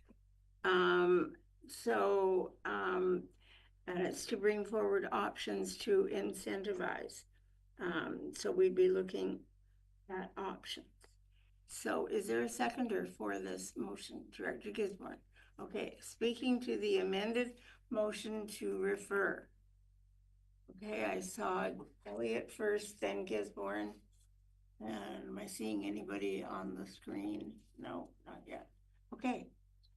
So first I wanted to make a comment that the wording on the screen did not add that I had saw the cost part of it, which is what we were intending and what Director Paul had put forward. So hopefully that goes in there. So I don't. Corporate officer, so it would be after regulations, comma, I had mentioned it should include, what did it say, preliminary costs, I think is what, so that it's not, you know. Including preliminary costs for potential changes, is that? And, you know, so. And the water rates. Preliminary costs and public consultation, so right before the end. Preliminary costs and public consultation. So staff are looking at general costs for this and public consultation. There we go. And so I understand the motion on the floor is then to refer and also this. My question, I guess, to staff and those that have explained the issue to us, both our CAO and Ms. Greenan, is this gonna get us what we want, or would it be better to defeat and make a totally new request of staff? I just want to make sure we get what we need. Corporate officer. Okay, what do we? Mr. Devereaux has his hand up. Okay, Mr. Devereaux. Could be questions. Yes, if I may, Chair. Thank you. Through the chair, I think that all the directors, staff, and the user group all want the same thing. They want an economical, stable, and sustainable water system. Right? Staff's been working hard on this. It's been, you know, my #1 priority since March. And I have a report coming to hopefully alleviate supply issues in the short term here in next month. But I don't think that this motion, while it takes all the pieces, gives staff the direction that we require. I think that asking staff to come back with the best options, both short-term and long-term, for rate development and secure water supply is the motion, and not get too specific, because with specifics, we limit ourselves. Thank you, Chair. Thanks, Chair. I'm basically gonna copy what Mr. Devereaux just said. I think the wisest way to go about this would be to defeat the motion in front of us and then have a very general motion, which would give the staff the freedom to look at all of the options, because like you mentioned, what everybody wants is to have a water supply that is sustainable and is charges people the correct amount based on their usage. So if we put some stipulations in place ahead of time, we're kind of hamstringing them. If we just leave it a bit more open, they have the freedom to go and figure out what they need to do, because that's where we want to get ultimately, and let's not hinder their ability to do so. So I would say defeat this, but then put another motion on the table that gets us where we want to go. You know, this is a referral motion on the table. When that has been dealt with, we are back to the main motion that was on the table. If it is referred by the referral motion, then we move on and we don't go back to the main motion. To be fair, I did have my hand up prior to the referral, but I never had a chance to speak. Right, I understand. And so if we do defeat the referral motion, then we're back to the motion that's on the table. So we would need to resolve that before we could consider the motion that you're proposing. So that's all I have to say about that. Director Gisborne. Oh, thank you, Chair. Some might remember in May, I put forward a very broad topic. I believe the request from the Assembly was they wanted something more specific. So I put something specific on the agenda before us. Now I'm hearing it's too specific. And the amendment that we have before us, I think, creates a broad enough umbrella that allows our staff to take a look at the demand side of this problem, because there's two problems. First problem is water supply, and the other one is water consumption. So this first motion is specifically related to water consumption and the cost recovery for that consumption. The other parts in the agenda package, I believe it's like 1 through 6, are more along the discussion of water supply. My hope is that we would have the report that Mr. Devereaux was speaking to, but it's still hasn't come before the Assembly. So that's where I'm trying to take some action here, because we are getting closer and closer to the 2026 budget time. And I don't like kind of running down the clock. I am fine with the amendment to refer. And as long as it's understood by our staff what our intention is. If it is too vague, then we could do what Director Brander wants, where we vote against the amendment, we vote against the referral, and then we vote against the main motion, and then we start from scratch again. But that might just be a lot of extra work. So my question, I guess, to the corporate officer is, if this amendment passes and then the motion to refer passes, is it a broad enough scope that the staff can interpret how to proceed with that report? And I understand there's always going to be financial implications because pretty much every report we get has a financial implication section. And I would expect to hear back on, does it require outside consultation? How much would that cost? What are the impacts for this work? And maybe when the report comes back, we go, it's not an issue anymore because suddenly we have lots of water. But at the same time, even if we have tons of water, people being charged for 30 cubic meters, whether they're using it or not, is, I don't think, a good way to deliver a service. On the referral motion, you had a question for the corporate officer? Yes, if this amendment to the referral motion and the whole thing passes, is it broad enough to cover the entire scope of demand side cost recovery? Thank you through the chair. I believe in General Manager Patrick Devereaux has already indicated that it is not. It is not. Okay. Okay, on the amendment to the motion to refer, is there any further discussion? I'm seeing a hand. Director Lennox.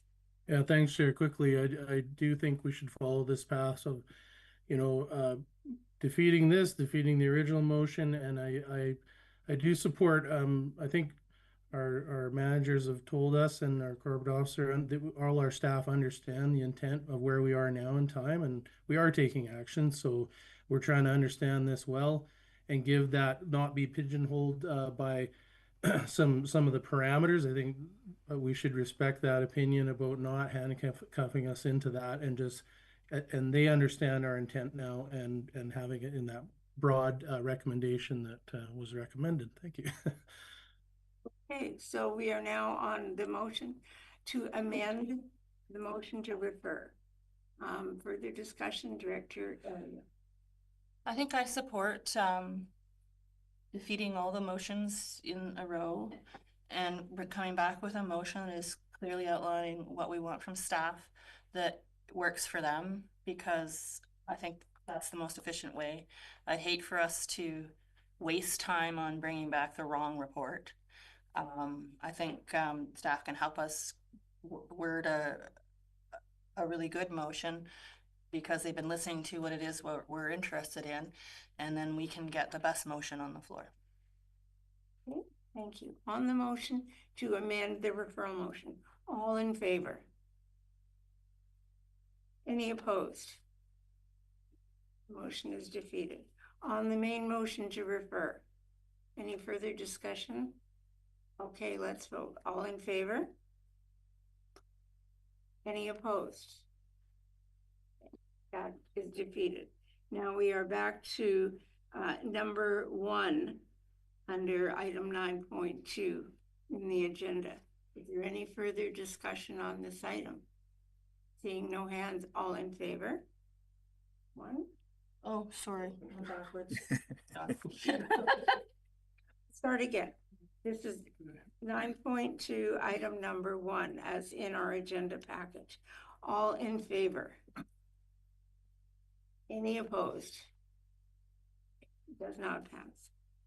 Is there an additional motion that someone would like to put forward regarding? The corporate office, I might be so both the similar wording to the amendment, but it's cast as a motion that the committee recommends to the board that the board asks staff for a report on options to incentivize water conservation in the Myrtle Pond water system, in particular when water restrictions are in place, including potential changes to water rates and regulations, preliminary costs, and public consultation, with definitely any openness to suggestions from the board or staff for improvements to that. But that's what we're at. Is there a seconder for that? Before we second it, perhaps we can get it on and make sure that it is going to meet our needs. So just share it so that I just a round of talking without seconding it. Yeah. 1 second. Just that happily Second it, and then that's more clear. We committee recommend to the board that the board ask staff for a report Options, incentivize conservation, incentivize conservation. Those two words are really good. In the Myrtle Pond system, in particular, where water restrictions are in place. Okay, giving potential changes to rates, etc. All right. Is it okay if I change this word to the word in our communication strategy? Please do. It hasn't been seconded yet, so. No, and I'm also suggesting we say including but not limited to. So it doesn't limit staff for bringing forward other stuff. Yeah, that'd be good. Including but not limited to potential changes. Yeah. Is that what you're thinking? Yeah, because staff is wanting the flexibility to bring forward things that may not be covered under that. Question. Yeah, are you seconding, Director I was Gisborne? going to ask a question before I second. Okay, question. When I read incentivize water conservation in the Myrtle Pond water system, in particular when water restrictions are in place. If this motion passes, does the report then come back specifically for changing the rates when water restrictions are in place? Or would it also include water rate changes in a more broad sense? If I may speak to that question in terms of intent, the words in particular would not restrict it. It just means an extra focus. So it's to incentivize water conservation in general, but especially, it's especially. So it's not only when water restrictions are in place, but that's when it's most important. As long as that's clarified, I'm fine with that. Yeah, that makes sense to me. Can we ask Director Southcott and then Director Lennox? Director Southcott. Thank you. Sorry. Would ask for a report on options to incentivize in particular water. Do we want to add anything with regards to water supply issues? I think that he's already got a report coming forward on that. Okay.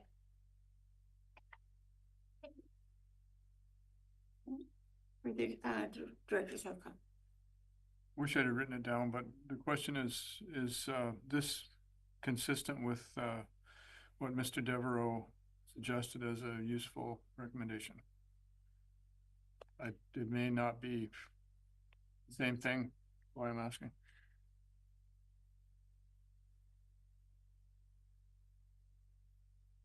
I'd like to answer that. Mr. Devereaux. Mr. Devereaux raised his hand. Mr. Devereaux. Thank you, Chair. Through the chair, totally the board's prerogative of the motion they're going to pass.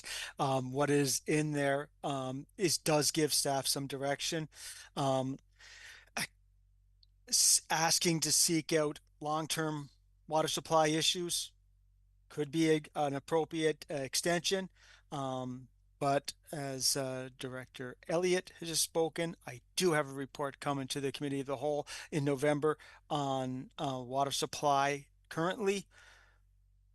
But I would like to investigate and I mean in a long-term thing, I'm talking a 10-year period, different water supply issues. But that could be addressed at a different day for sure.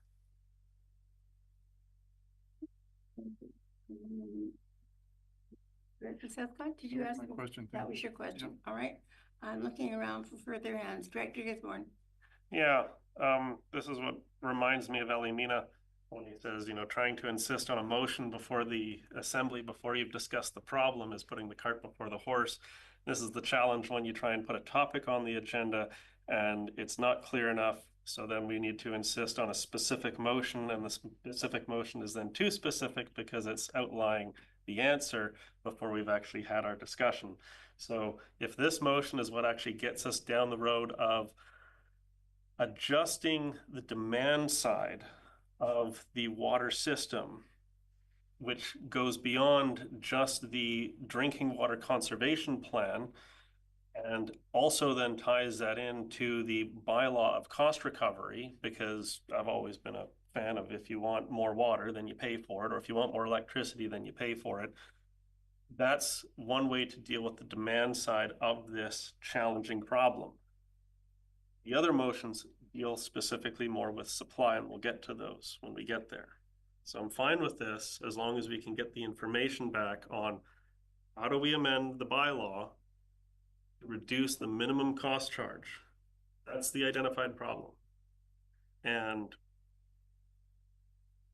with the historical data, which this assembly doesn't have, those numbers could be extrapolated.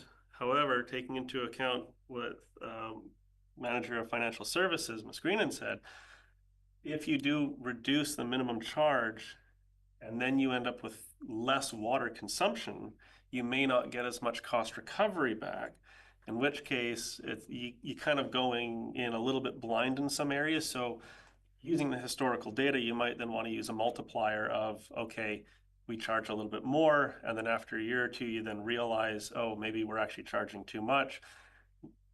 That's not necessarily a bad thing because the money that comes in stays in the service, which means that you will then, of course, get a cost recovery benefit in future years. It's not like we collect the money from Myrtle Pond and put it to the fire department or anything else. It stays in the Myrtle Pond water system. You're speaking in favor of the motion. Yes, let's do Have it. we got a seconder for the motion?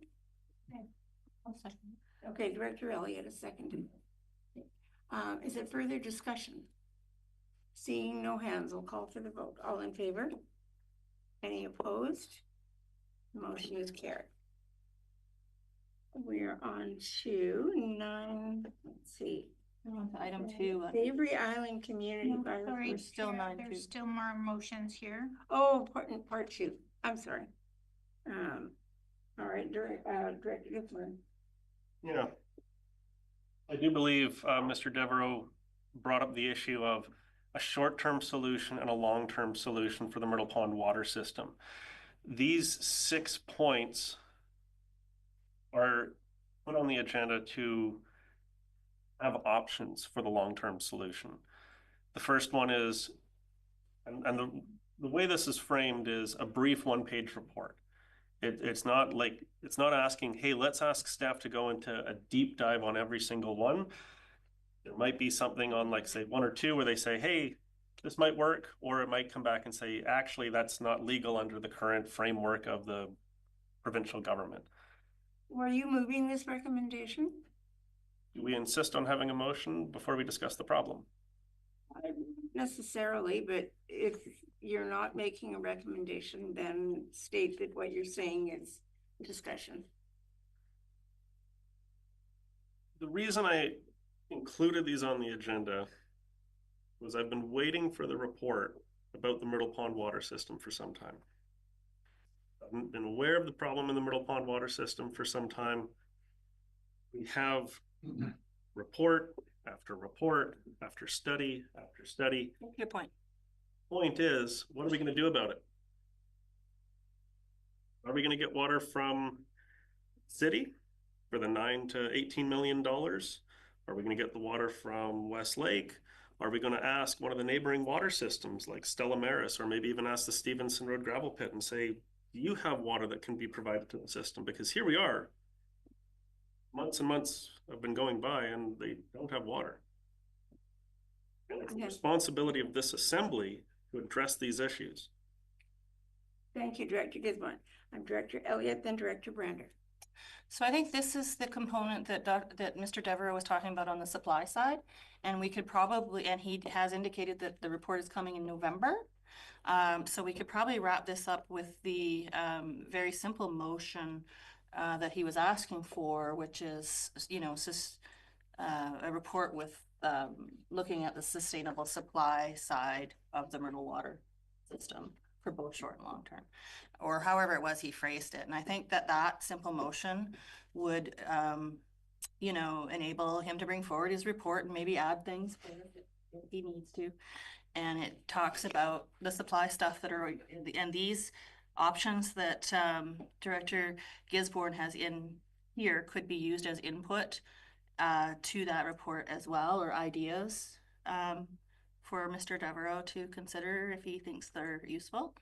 And that would, like, because I don't argue that it's ours to solve and that we should be doing something. I've heard there's a report coming in November, and it does address this supply side stuff. And so I think a broad motion asking for it would be great. Oh, I didn't have any Sorry. feedback. Sorry, Chair. Sorry, I thought I saw your hand up. And so I'd like to make the motion that Oh, I couldn't Director, or sorry, that our manager, Mr. Devereaux, had suggested during the last one, instead of an add-on to the last one, that it's the supply side one. Okay, all right. And Second. you're seconding that, Director Brander is seconded it. Director Brander is next on the speakers list. In the meantime, maybe we could get that on the Zoom. So we are all talking about the same thing. So Director Brander, then Director Gisborne. I was just basically going to say something similar to along the lines of Director Elliott, that I would prefer to turn this over to staff and not hamstring them with any specifics, but have a direction for working on long-term solutions for the Myrtle Pond water system. And I think a general motion like Director Elliott has proposed works. Thank you. Director Gisborne. Yeah. I kind of have a bit of a challenge motion, and I might have another way to solve this issue. The board directs staff with short and long-term solutions to provide economical, stable, and sustainable water supply to the Myrtle Pond water system. To be a report in there somewhere. Yeah, it's. Oh, sorry, I was editing that while you guys were speaking, and the reason these motions were submitted before the deadline was I was under the assumption that the report on water supply would be coming before this committee of the whole. I would actually be comfortable or postponing all of these until we get that report. But I want to keep these options on the table because if we remember, we've had discussions about running water from the city out to Myrtle Pond. We did that study. We got the result in 2021. Came out about 8.75 million at that time, which means it's probably gone up. We never went the next step, as in engaging the people along the highway that could potentially join the system. That's what number 3 is to address, is to say, hey, do we want to go with the 2021 water study to get water from the city? That's a much larger challenge. However, number 5 is in relation to the AECOM 2009 Regional Water Source Study, which is this study. And it's referenced in the official community plan of Area B and Area C. You could focus on the motion, which is being displayed. There is nothing in the motion about the various options. So it's staff be directed to provide a report that examines short and long-term solutions to provide economical, stable, and sustainable water supply to the Myrtle Pond water system. It has been, that's what you moved, Director Elliott, and seconded Director Brander? And that's what I'm speaking to, Chair. All right, and you're in favor or not in favor? You're not in favor. Are we calling the question right now, Chair? No. You're asking me if I'm in favor or not? Speaking in favor or against the resolution? Is the committee for discussion? You can say whatever you like, Director Brander, or Director Gisborne. She's confused. I just ask that you stay on the topic of the motion on the floor. The topic is long-term solutions for the users of the Myrtle Pond water system and potentially beyond. That's what we're talking about. And we have been doing studies on that exact issue since 1989. Is this motion asking for the staff to pick one of the studies and bring it before us and say, this is the way we should go? Or are we asking the staff to bring back the entire mountain of studies that we've done? And then who's going to make the decision of, well, do we go with pipe along the highway? Do we go with a deep well? Like, there are multiple options here. And if we followed with the official community plan, the official community plan will say, use this study. It actually says not to get water from the city. Okay. But that's the challenge. I think this motion is far too vague. And we're not actually giving clear direction to our staff. We're just saying, please solve the water problem issue. That's what the motion is. That's not that's a problem that's been going on since I was 4 years old. Thank you, Director Gisborne. I recognize Director Lennox and then Director Southcott. Thanks, Chair. I don't think it's a zero-sum game.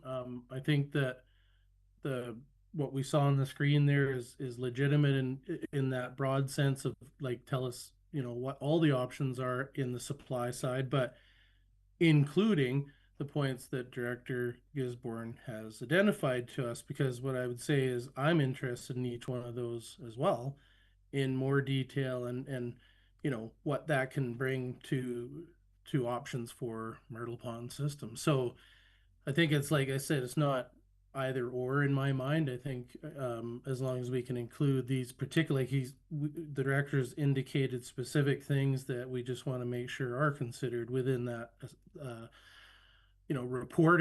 We're going to get one, but it may not have captured some of these things. So I think that's the concern, is we want to know about all of these things. I do too. So thank you.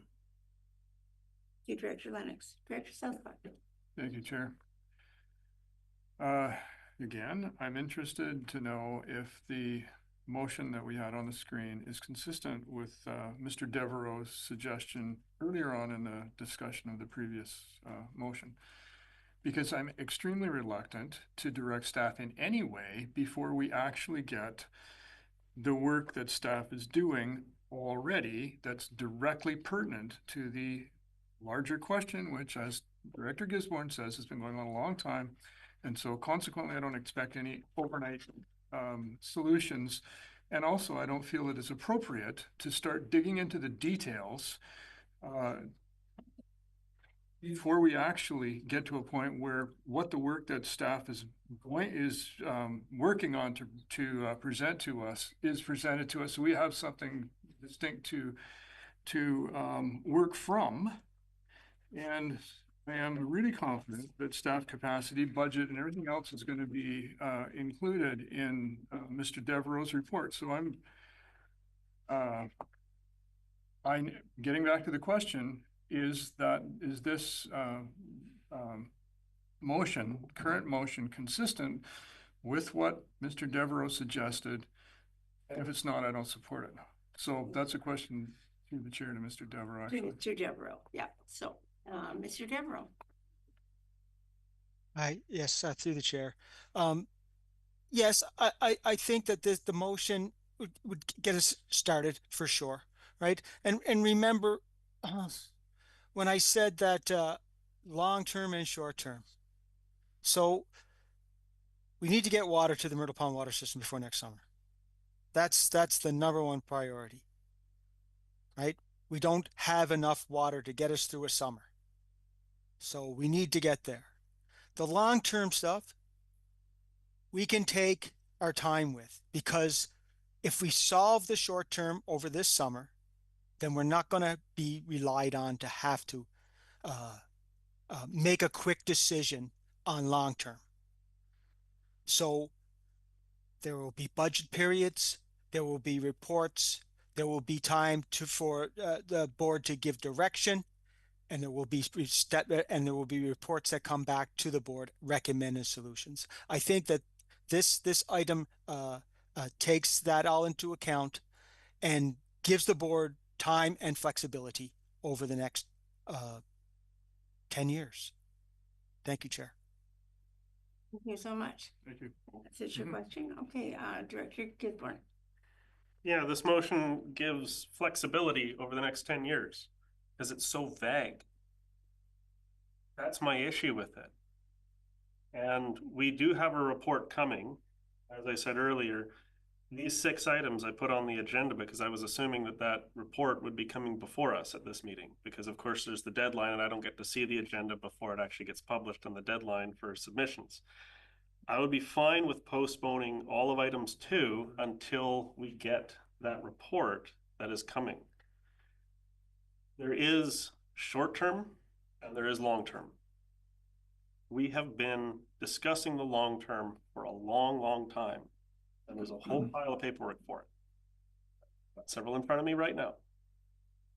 So I don't support this motion because it is so vague. It is asking staff to come up with the best option. Well, the best option is quite often subjective. And it's different people will think one option is better than the other. That's the challenge that we run into here.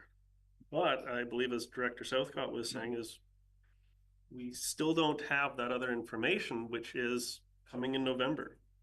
So I would be very satisfied to postpone these items so that they show up on the agenda when the report comes before us.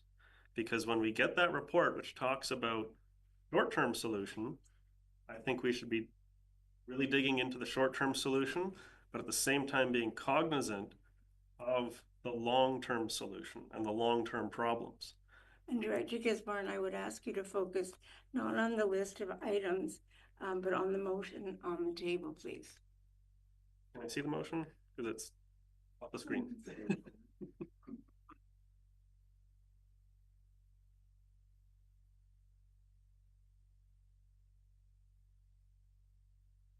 Board directs staff to provide a report that examines short and long-term solutions to provide economical, stable, and sustainable water supply to the Myrtle Pond water system.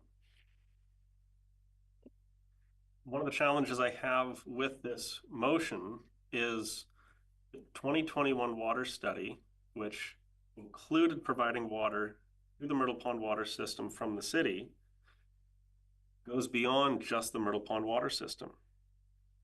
As in, we would expand the system. It's the same thing with the 2009 water study. It's not specific to just the Myrtle Pond water system, because if we said, okay, let's use the 2021 study to provide water from the city to the Myrtle Pond water system, that's roughly, what, $100,000 a parcel if we don't expand the system. That's not economical. This motion, I believe, is too vague. It's not being specific enough, and it's putting a huge amount of this responsibility onto our staff. And as we heard, yeah, if we pass this motion, it kind of gives the direction to staff for the next 10 years. Okay, thank you for your input. Is there any further discussion? Seeing no hands. No, sure. Oh, sorry, Director Paul. I'll be very brief. I agree entirely with Director Southcott on this, and we heard from Mr. Devereaux that, you know, we've got a report coming forward, and so it's kind of premature to be talking about what may or may not be in that and what we may or may not do on the information and so on. We see the report coming. This is essentially, instead of, you know, just passively waiting for it, it's essentially, you know, a bit of a pull on that, but I mean, it's coming forward in November anyways. So I think it's entirely appropriate. I think staff, what we've heard is that staff are very aware of all the concerns. We're talking around the table trying to support the notion that there are some challenges with Myrtle Pond water system and, you know, on the supply side.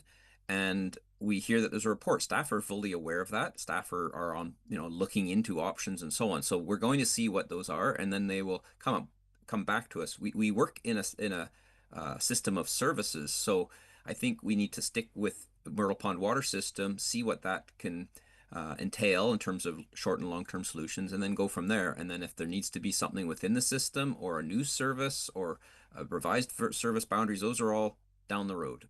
But we need to see what the report will be, and we will in November, and then we will discuss and go from there. Thank you. Thank you, Chair. Thank you, Director. Seeing no further hands, I'd like to call for the vote. All in favor of the recommendation? Any opposed? Thank you. Director Lennox, were you opposed on that? Okay, thank you. 2 opposed. Thank you. So that motion is carried. We are now on to 9.3. Sure. Yes. I would like to refer all items under number 2, 1 through 6 to the meeting where we will get the report for the Myrtle Pond water system. The motion's in the agenda. Seconded. Okay. Discussion. Quick. And then Director Lee. I'll be quick. There's a whole list of items here in relation to water supply side. Like I said, I got these on the agenda because I was expecting that report to be coming in October. hearing it's coming in November. So if we do get when we do get that report, not yet, when, these are still important items that I think should be discussed and looked at by the Assembly for long-term water supply issues. Option 4 and 5, Southern Regional Water Source Supply Study, 2009, the 2021 study that we did. Do we actually want to do engagement with the folks along the highway to say, hey, do you guys want to join this system? And we go that direction. The cistern option, which is kind of a copy and paste from the Sunshine Coast Regional District. So I want to keep these things alive, and I don't want to have to keep submitting them to the agenda. So I'm in favor of just saying, let's just move these items to the agenda when that report shows up so that we have them all there together. And if you want, I can actually include all the other studies on the agenda at the time too.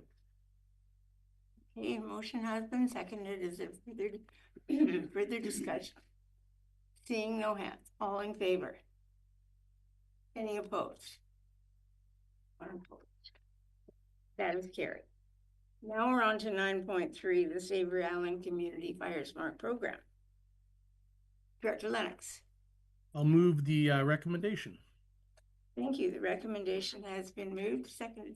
Director Southcott. Discussion. Director Lennox. Yeah, thanks, Chair. I know it's been a long meeting, but you know, this is a good news story again. If you've been following both what's happening provincially with well, Fire Smart, we've had a good chat about that today, and again, back to the point that it's a thing we should really be supporting and helping, in particular those high and moderate areas, as we saw on the maps, which Savory is one.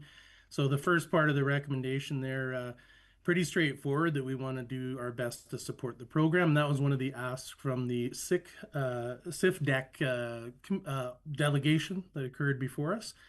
And so as well, what we heard at UBCM was a lot of continued concern and you know, proposed actions and resolutions around wildfire. And so one of those resolutions that I guess I was a little unaware that occurred was around this technology in general and the BC government and wildfire services understanding it, you know, potentially embracing it, and how that's going to work for us across the province and for us across our region. So the second part of it is really to support how fast acting that committee has been on Savory, and working with staff and with that committee about what they're doing. We wanted to be nimble, and as we know, local government moves a lot slower than some organizations. So the reason that it's worded the way it is to really, as it says, first of all, congratulate them on their ability to get stuff done. I want you to know, last Friday, was it already, the first truck headed over on the landing barge to Savory. I met one of the members of the committee, Liz Webster. Other members met on the other side when the landing barge arrived. They had a truckload of sensors, and basically they're taking action on the Lands Trust area, the middle of the island there, that's been protected, because, you know, they only have to negotiate with one landowner, as they put it. So we're happy that they're moving, really anticipating what does the, you know, as they get up and going, what does that mean, and the data that's derived from that. How do we interpret that? And so I've been working with staff around, you know, obviously emergency services and any other policies and regulation, et cetera, as it relates to us accepting that data. But we're in the early stages of that. So again, the intent of it is to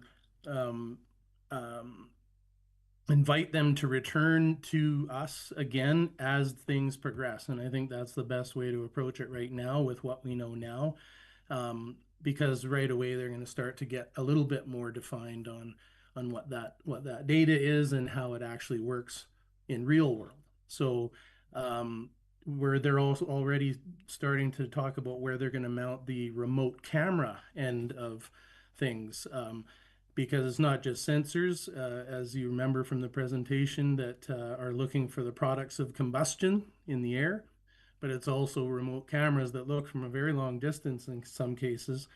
And that's where the benefit to other areas in our region and outside regions is there's a potential. So there's an ongoing discussions informally or formally with probably more informally with other areas such as Cortez Island, and I'm hearing even Hernando, although we don't hear much from our folks on Hernando. Maybe there's a benefit to them as well. You know, again, other regions such as yours there may be even requests or ideas that you may have around that.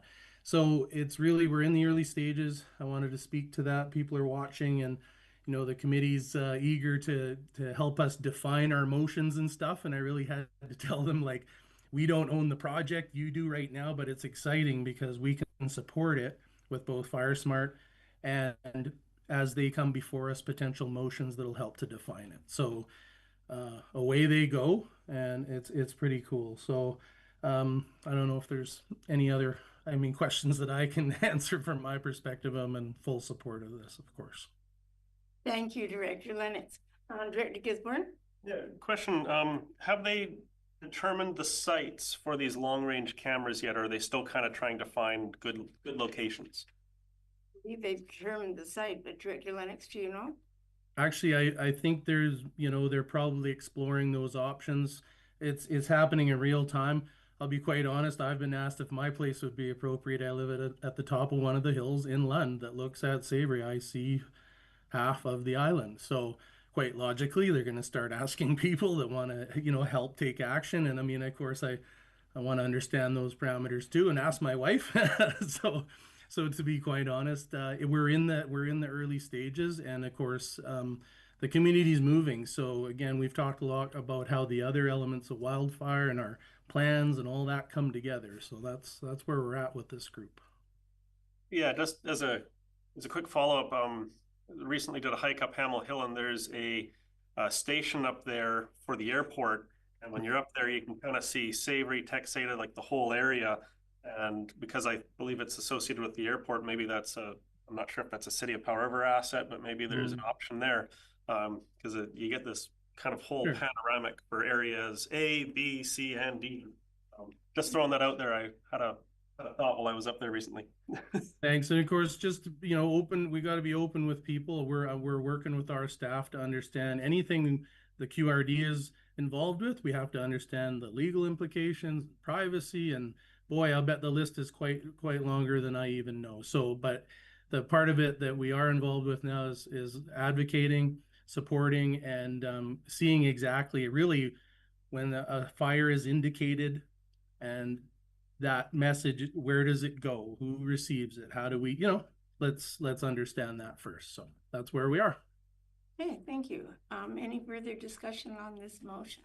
I have just one comment, and that would be that we really do need to train somebody on Savory to be the FireSmart sub-coordinator or whatever, the leader there, who can then train other people. So that's why I mean train the trainer, and it would really be valuable. So I hope that comes as a result of all of this. So seeing no further hands, all in favor? Any opposed? Carried unanimous. Thank you. Okay, we are now at question period. Are there any questions of the committee? Galinsky from the Peak here, Chair. Thank you. A very comprehensive meeting, an awful lot to digest, but most of the questions that I had preliminarily were already asked and answered by committee. So thanks for the opportunity. Thank you very much, Paul. Directors, we have an in-camera session. I understand we no longer need to read the motion. So is there a mover for this motion, Director Gisborne? Seconded by Director Southcott. Discussion, seeing none, all in favor? Any opposed? We're going in camera.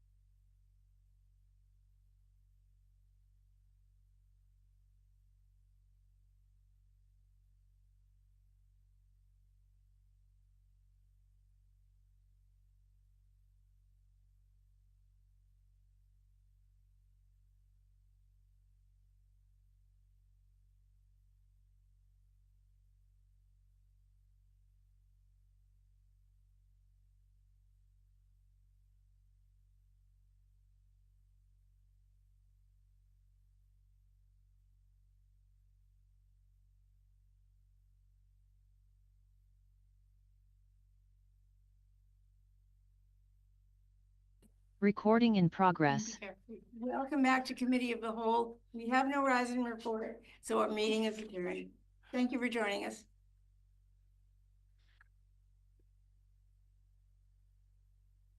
My apologies, I gotta learn how to repeat. Record.